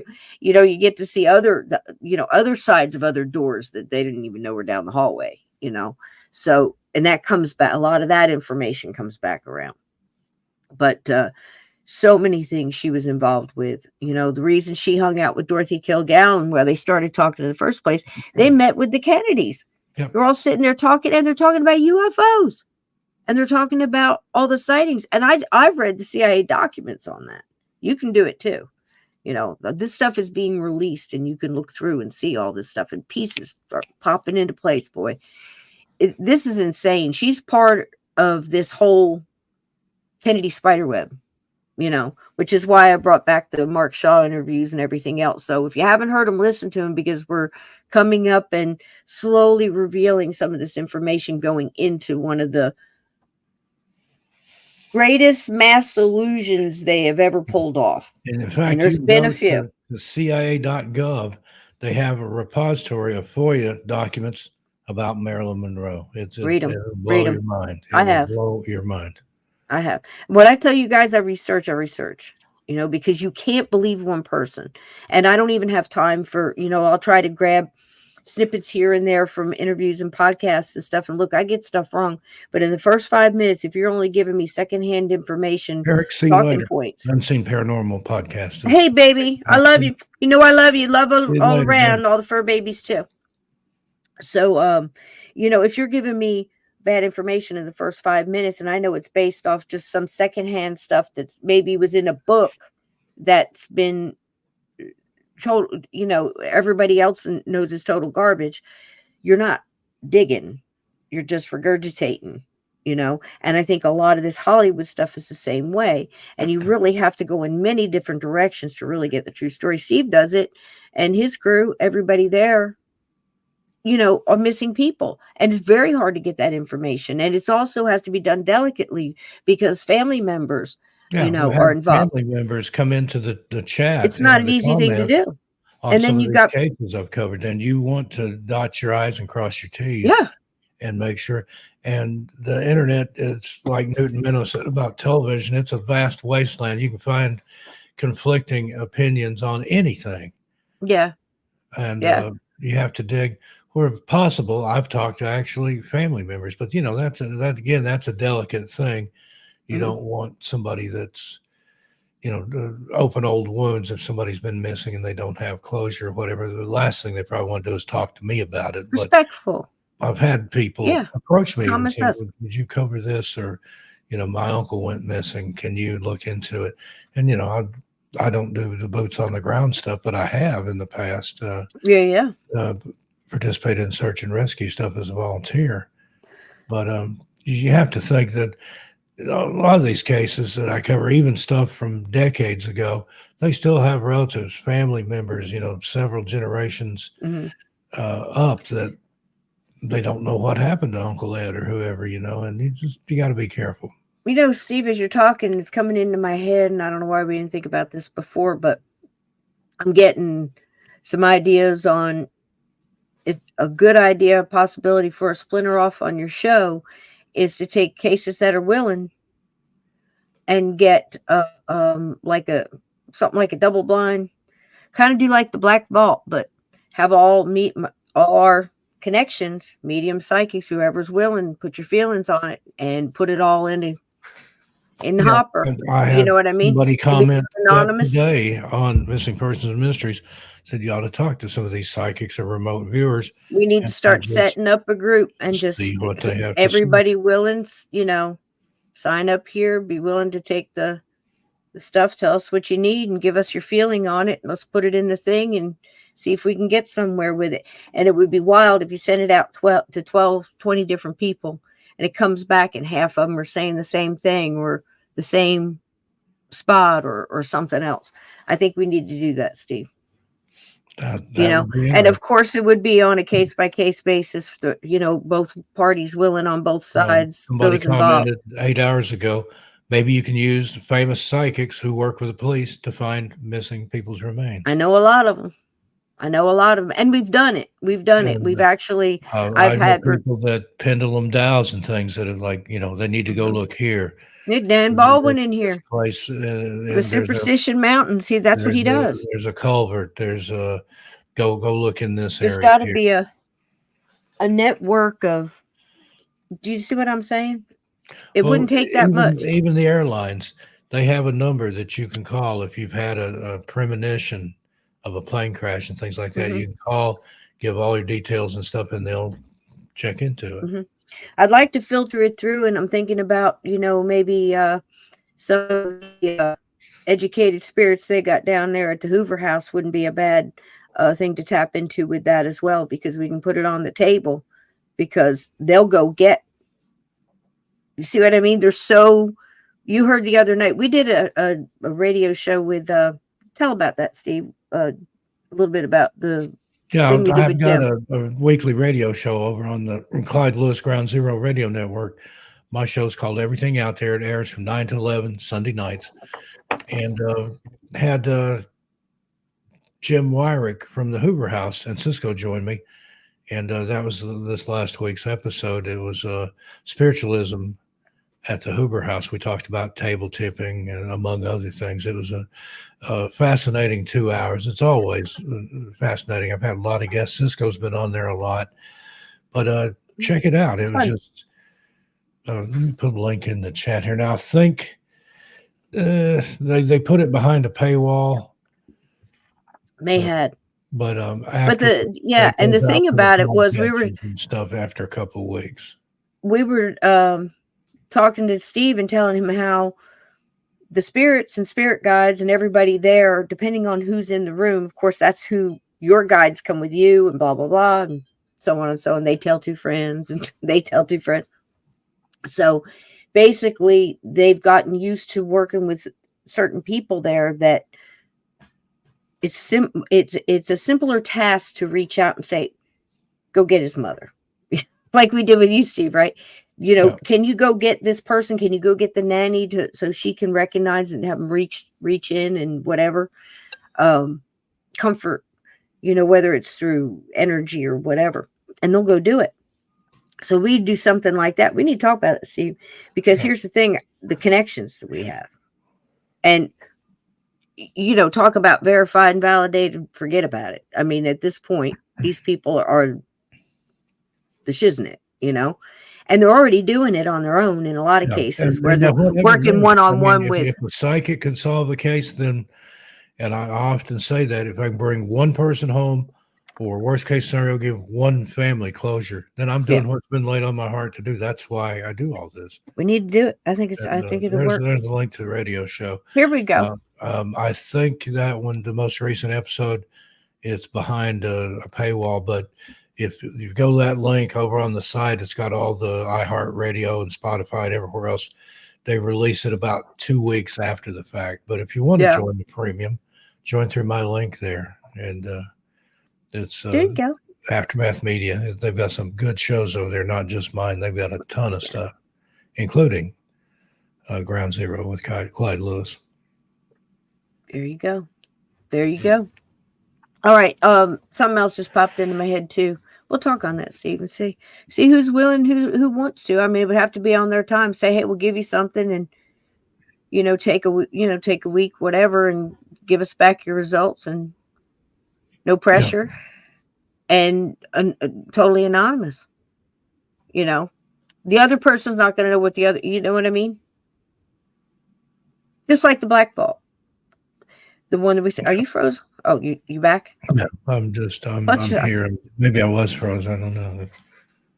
You could have been. You could have been. When it freezes, you always. So we're going to finish up with this poor thing, but man, I'll tell you what. This is. If you saw listen to the Mark Shaw. Funny thing about that is he was telling the truth. I did push him to write that book because I'm like, Mark, you don't understand. Just like I pushed you to write a book. Yeah. Yep. And finally, she said, I'm going to do it, but I'm taking you with me. There we go. We're all children in the wilderness of the afterlife. I guided to her through haunted life. Cisco, it's really her book. I just went along and provided color commentary. But we can do another one. I think it's time for two. It is. And somebody We're still asked children in the wilderness of the afterlife. They asked us how long it took today. It didn't really take that long. You were hammering those chapters out, send them to me. And then it took longer to get it in format than anything else. To beat it to fit and paint it to match to get it in book format and we had that poor gentleman edited it, colonel or general, changed or something, everything. I couldn't believe it. We thanked him politely and then showed him the door and like, geez, he messed our book up, Cisco. He tried, but I had to go back and redo it all again. He just wanted another set of eyes. Because we didn't know how to fix it. We didn't want to line edit, but he went through and it wasn't even the same book. Yeah, just look what they've done to my song, Ma. It's like, well, that won't happen again. Oh, goodness. All right. So Marilyn, this is again, her story is much deeper. I think I started digging into her stuff. Gosh, I want to say early. Picked up a biography written by Frank Sinatra, and that tells you a little bit. And then you listen to somebody else's who was there, and those pieces start fitting together. So there was puzzle pieces snapping into this a long time for me, and there's a lot coming out now, and it's really spilling.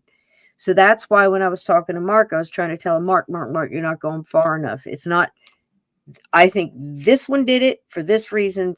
Okay, I get that, but there's more, and it's so hard to tell somebody with those kind of credentials that, but I will. And that's what we talk about. And I was like, Mark, there's more. So I'm going to concentrate on this. And this is where I'm like, okay, do that. But just know this snaps into this. Hey, froze moment. Hey, froze. And just like the paranormal, this is where I think the problem is, where everybody is arguing about their stuff and whatever, and just not realizing it's all connected. For those who argue about, the Bigfoot can't show up with this or that or whatever. No, and you got a hold of the Cromwells. So that's going to be great for the UFOs on your radio show.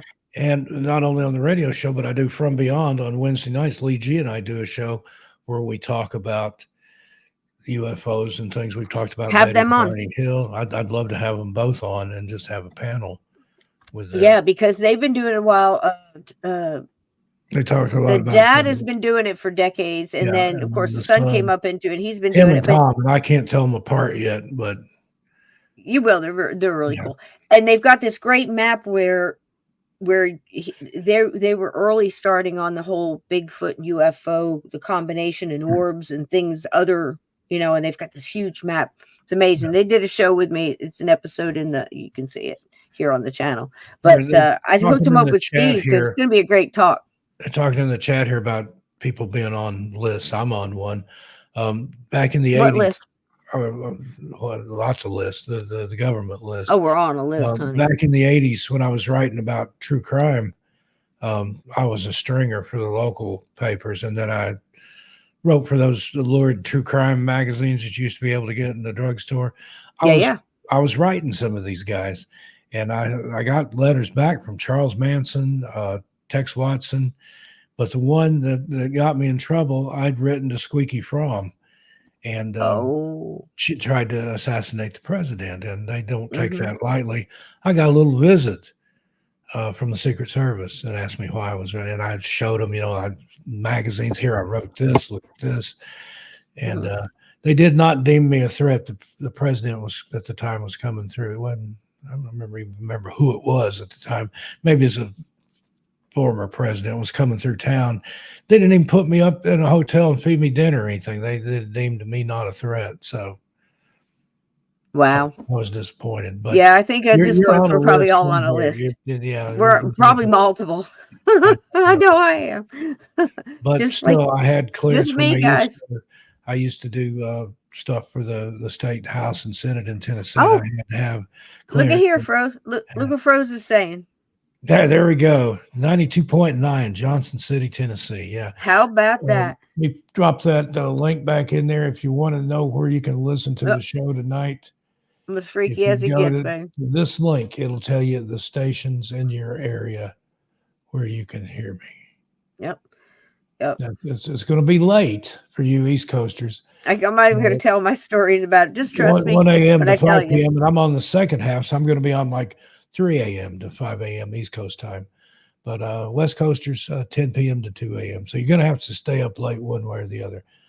But you go to that, it shows you a map for the U.S. and a couple of places in Canada there. Where you can hear me tonight on Coast to Coast. And there are other options up there. Insomniac weirdos. Yeah. There you go. But I'll tell you what, I mean, it's wonderful to hear. Couldn't be happier for you, sweetie. Yeah, and it ain't the first time I've been on there. This is just my most recent. I might visit you in my dreams while you're on it, because I'll come in while the commercials are playing. That's the hardest part. And we're back. Open lines.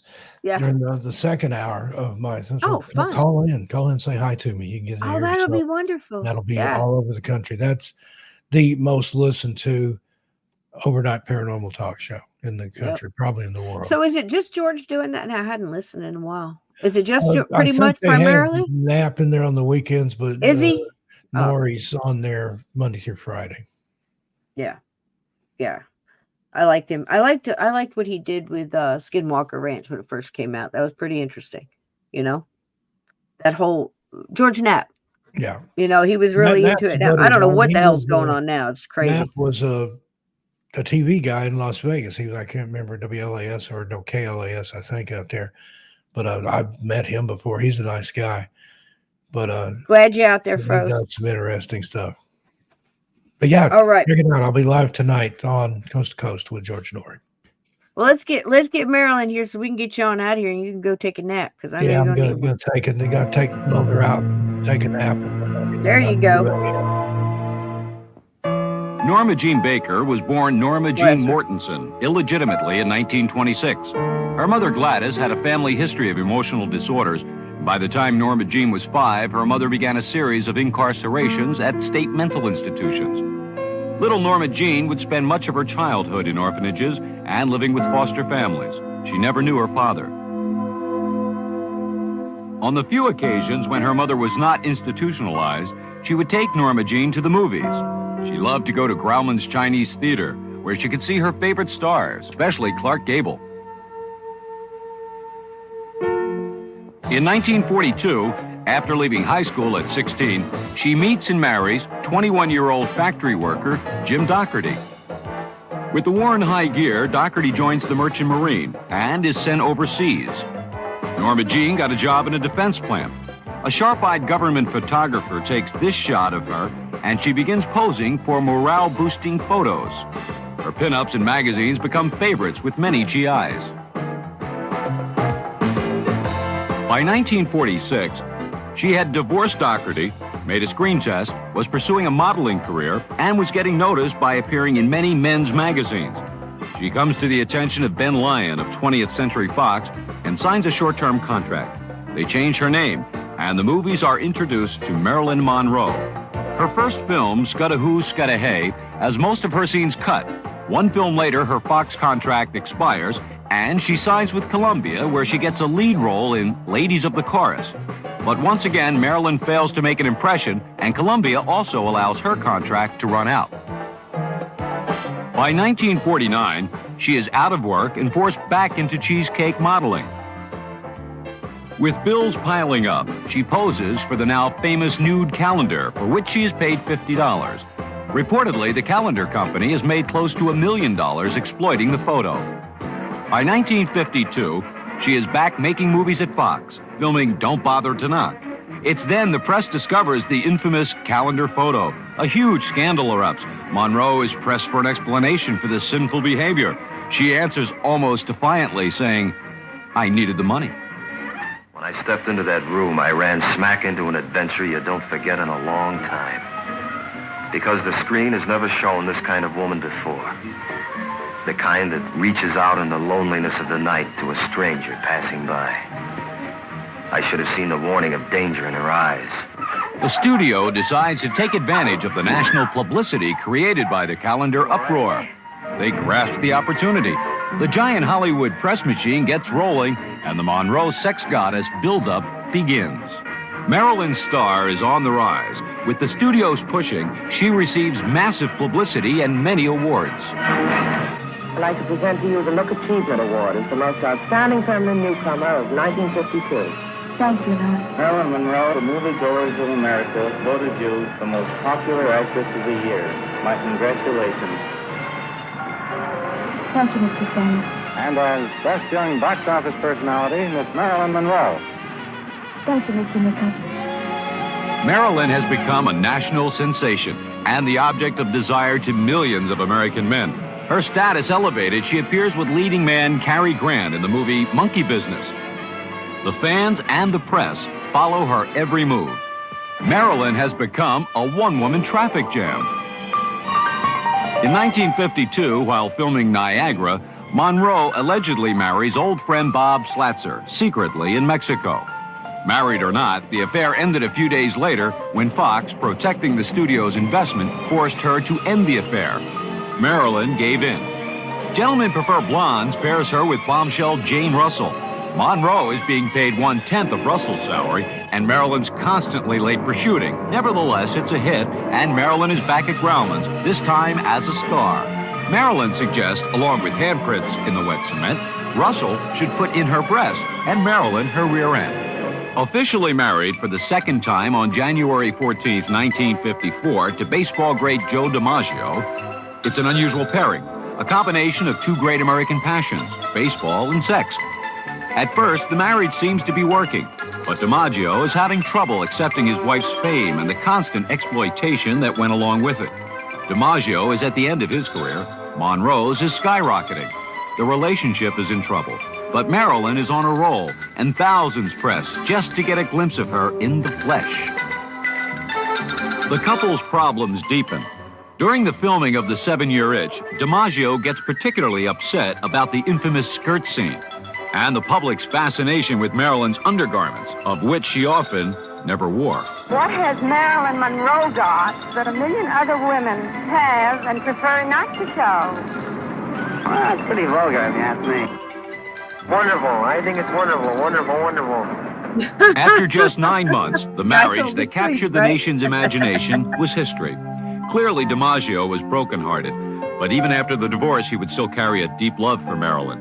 The official reason given for the divorce was career discrepancies. Monroe refused to talk to the press. Miss Monroe will have nothing to say this morning.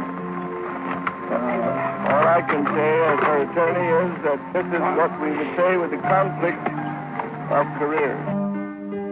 In 1956, following completion of Bus Stop, Monroe marries for the third time, and once again, it is an unlikely match, this time to noted author and playwright Arthur Miller. The press dubbed the pair the Egghead and the Hourglass. They are married in 2 ceremonies, the first a civil ceremony on June 29th, and the second a Jewish ceremony on July 1st. Marilyn desperately wants children, but 2 miscarriages follow. Marilyn's work in Some Like It Hot is a favorite of fans and critics.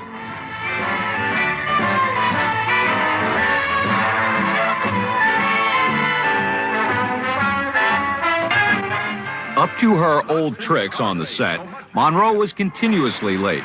Co-stars Lemon and Curtis were forced to sit and drag for hours. waiting for Marilyn to appear.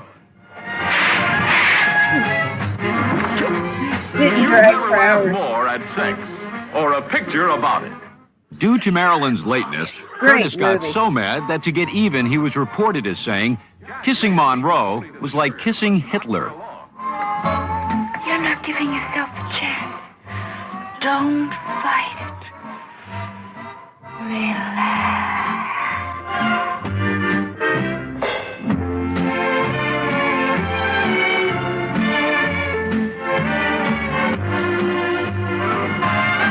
Good night, sugar.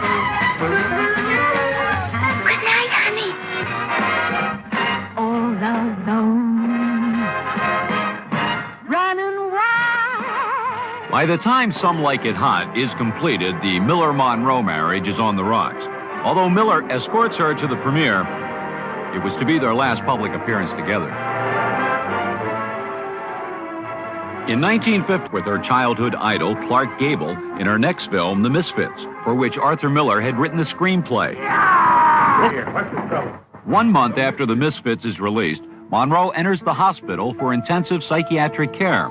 The rumor mills are working overtime, and the public has an insatiable appetite for stories of alleged pill popping, heavy drinking, and bouts with mental depression. She looked hopeful and alive leaving the hospital, but she was about to enter the final and most bizarre chapter of her incredible life. What are you playing? How are you feeling?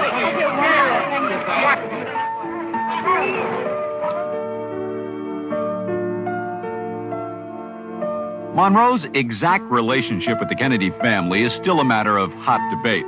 It now appears from many reports that she may have had relations with John and Robert Kennedy, and that those liaisons were arranged by actor Peter Lawford and took place at his beach house in California. That was their go-between.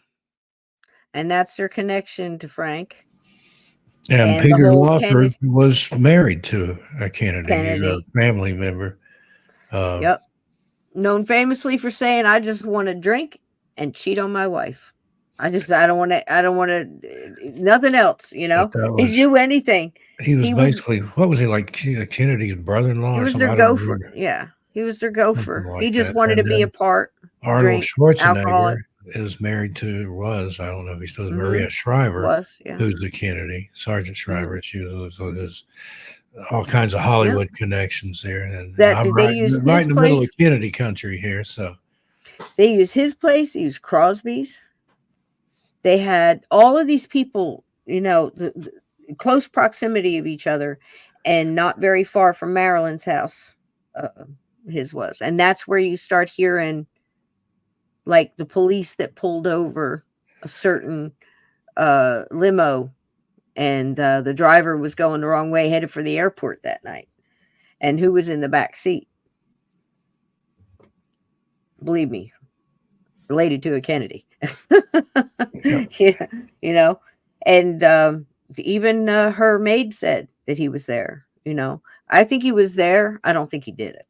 I mean, that's just my thought, in my opinion, right now where I'm at.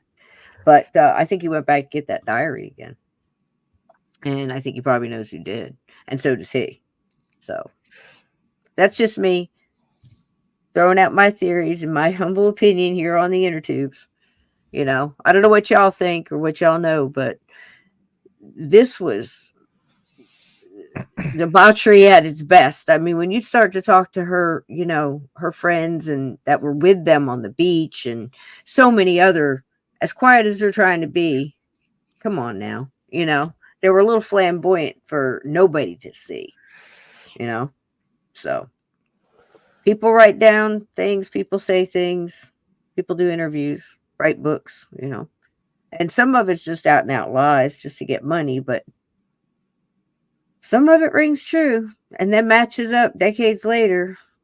It blows your mind. Mr. President, Marilyn Monroe. Monroe had started production of Something's Gotta Give when Peter Lawford called her to appear as a surprise at President Kennedy's birthday party at Madison Square Garden. She agreed and closed down shooting of the film, leaving the studio fuming. By now, Marilyn was famous for always being late, for everything. So, in a self-parody, Marilyn arrives late to the President of the United States and possibly her secret lover's party. Mr. President, the late Marilyn Monroe. What was the relationship between Monroe and Kennedy? Well, she was quoted by Earl Wilson as saying, "I think I made his back feel better." Something's Got to Give resumes filming, but she misses whole days of work or arrives late on the set. 20th has had enough and states the studio cannot operate with stars who do not report to work. If this sort of thing continues, it will be the end of the movie industry. She is fired on her 36th birthday, June 1st, 1962. The trauma of being fired, her addiction to alcohol and sleeping pills, and the reported pressure to break off her affair with Kennedy sent Marilyn into a deep depression. Alone, she desperately calls friends for consolation from her rented Brentwood home. On August 5th, 1962, she is discovered dead by her housekeeper, laying nude on her bed with the phone in her hand. After a much-debated 5-hour autopsy by coroner Thomas Noguchi, cause of death is listed as suicide due to an overdose of sleeping pills. To this day, many believe Marilyn was murdered. Bullshit. The reported suspects range all the way from organized crime Bullshit. up to the Secret Service. Arrangements are made for the private funeral by Joe DiMaggio. DiMaggio doesn't invite Marilyn's so-called show business friends. He is so angry, he states, if not for those friends, she would still be alive today. DiMaggio wants Marilyn's funeral to have the dignity much of her public life didn't have, allowing America's greatest sex goddess to be laid to her final rest with respect. He has a fresh vase of roses placed on her crypt twice a week forever. 8 months later, Fox releases Marilyn, a compilation of her films. America craves more Marilyn, and the industry that created her is all too happy to comply with the public's wishes. Yes, the whole wide, wonderful world of Marilyn is yours to enjoy as she goes singing and dancing, prancing and romancing with the most exciting stars in show business.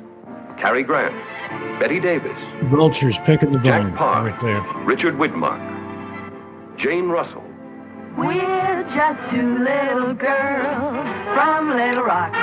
Mitzi Gaynor, Ethel Merman, Donald O'Connor, Dan Daly. Kiss me, hold me tight. Love me tonight. Joseph Cotton, Charles Lawton, Betty Grable, Lauren Bacall, Tom Ewell. Hey, wait a minute! Craziest looking guys with this woman. And from the zenith of her career, with Sid Charisse, Phil Silvers, and Wally Cox. See Marilyn Monroe in her biggest, brightest, Wasn't happiest Dean Martin in triumphs that too? in Marilyn. Men grow cold. Maybe not. No, he was. Well, there she goes. That's what Hollywood does, folks.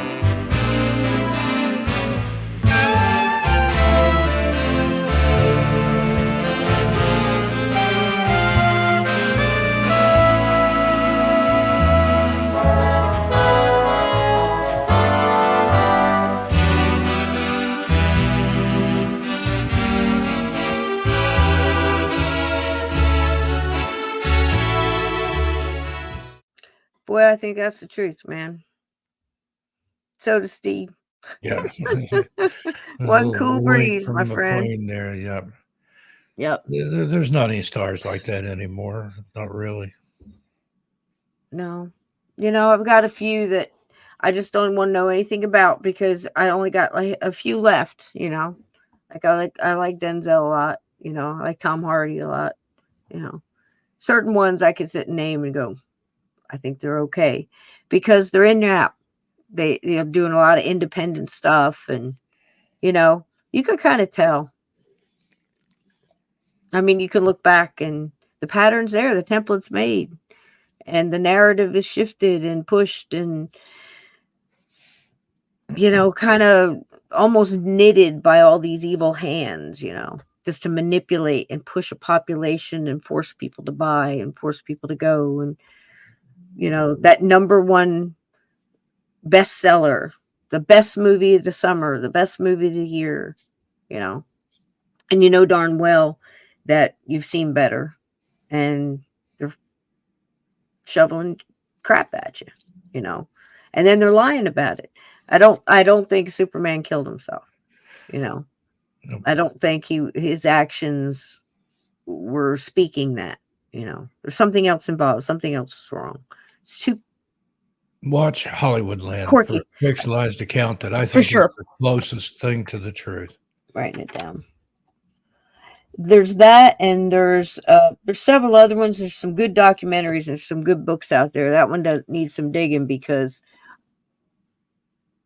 yeah, that's another one we might do in another episode because there's enough meat on that bone, you know. Sometime I'd like to revisit Laurel Canyon with Dave McGowan's.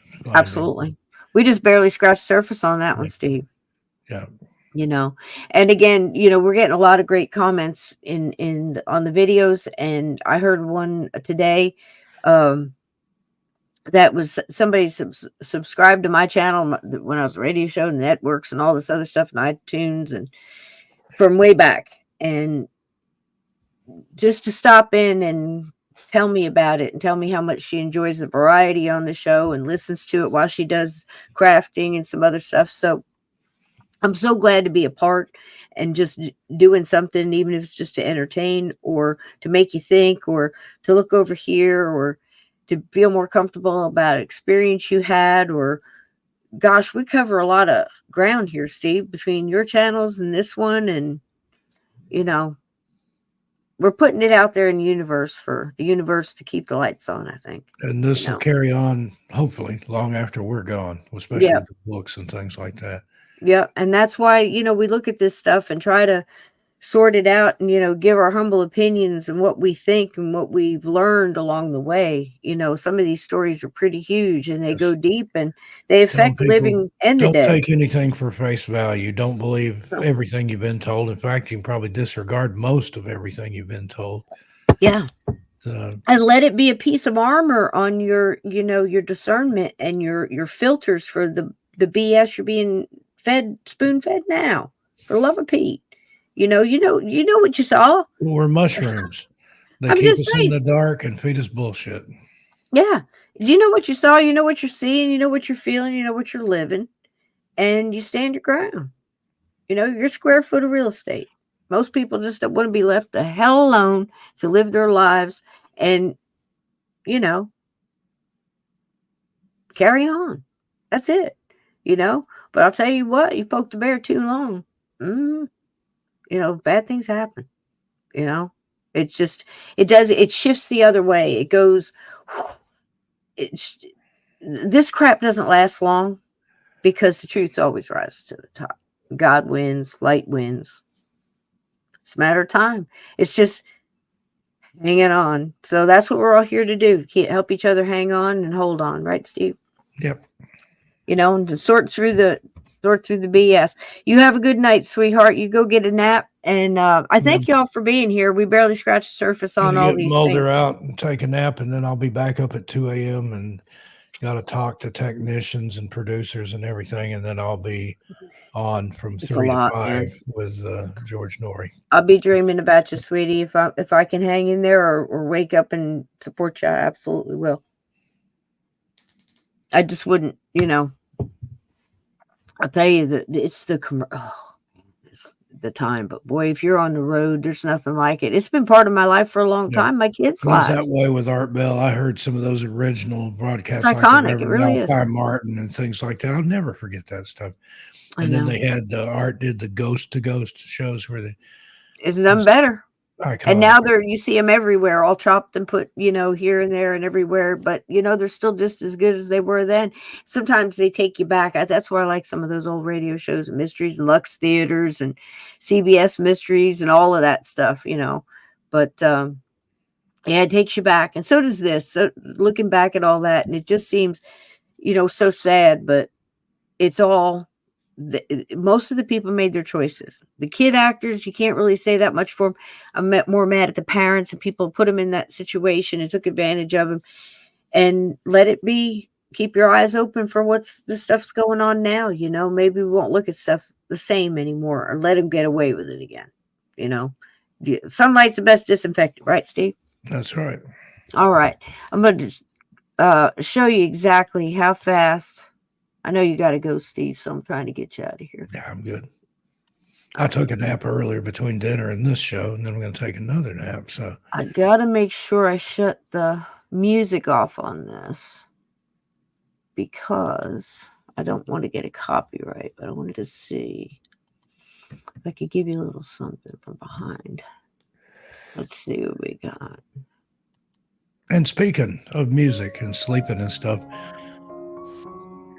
I've been doing it overnight.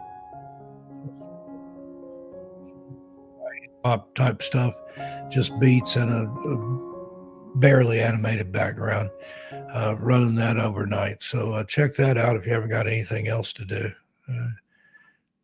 Yeah, you froze up on me, Steve. Could you repeat that, sweetie? I didn't hear you. I was talking about Insomniac Radio Theater. That's another one of my channels.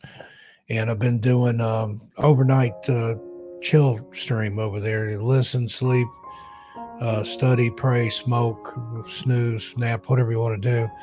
And it's lo-fi chill, like chill hop and stuff. It's just something to put on the background, stuff I like to listen to when I'm not sleeping or writing or whatever. But check that out.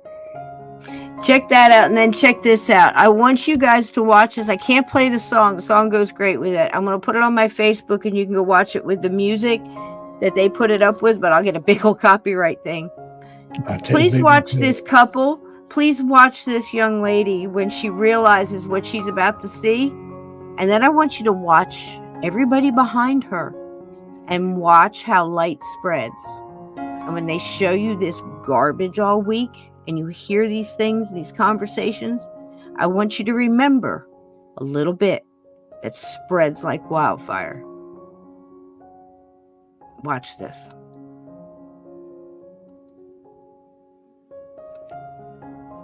Now watch her face.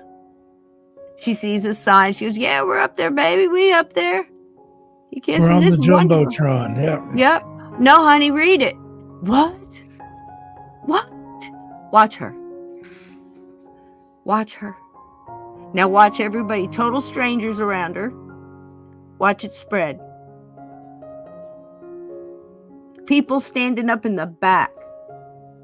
Smiles on their faces.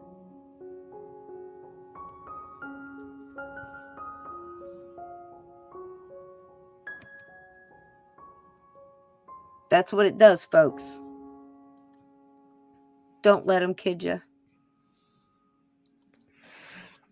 Are you tracking me? Picking up what I'm putting down? That's the power of love. That's the power of light. Don't ever forget it. Don't let the bastards lie to you anymore.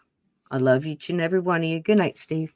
My love to Nick and Mulder. Good night, everybody. See you next week. Good night. I don't know what we'll be talking about. You can hear me we'll be later on talking. Coast to Coast. I won't see you. I'm not on camera over there, but listen in. It's going to be a fun ride. Good night, everybody. Thanks again. I love you. Let's go. Bye, honey. Night, Bye. Nick. He's coming home. Good night, honey. Good night.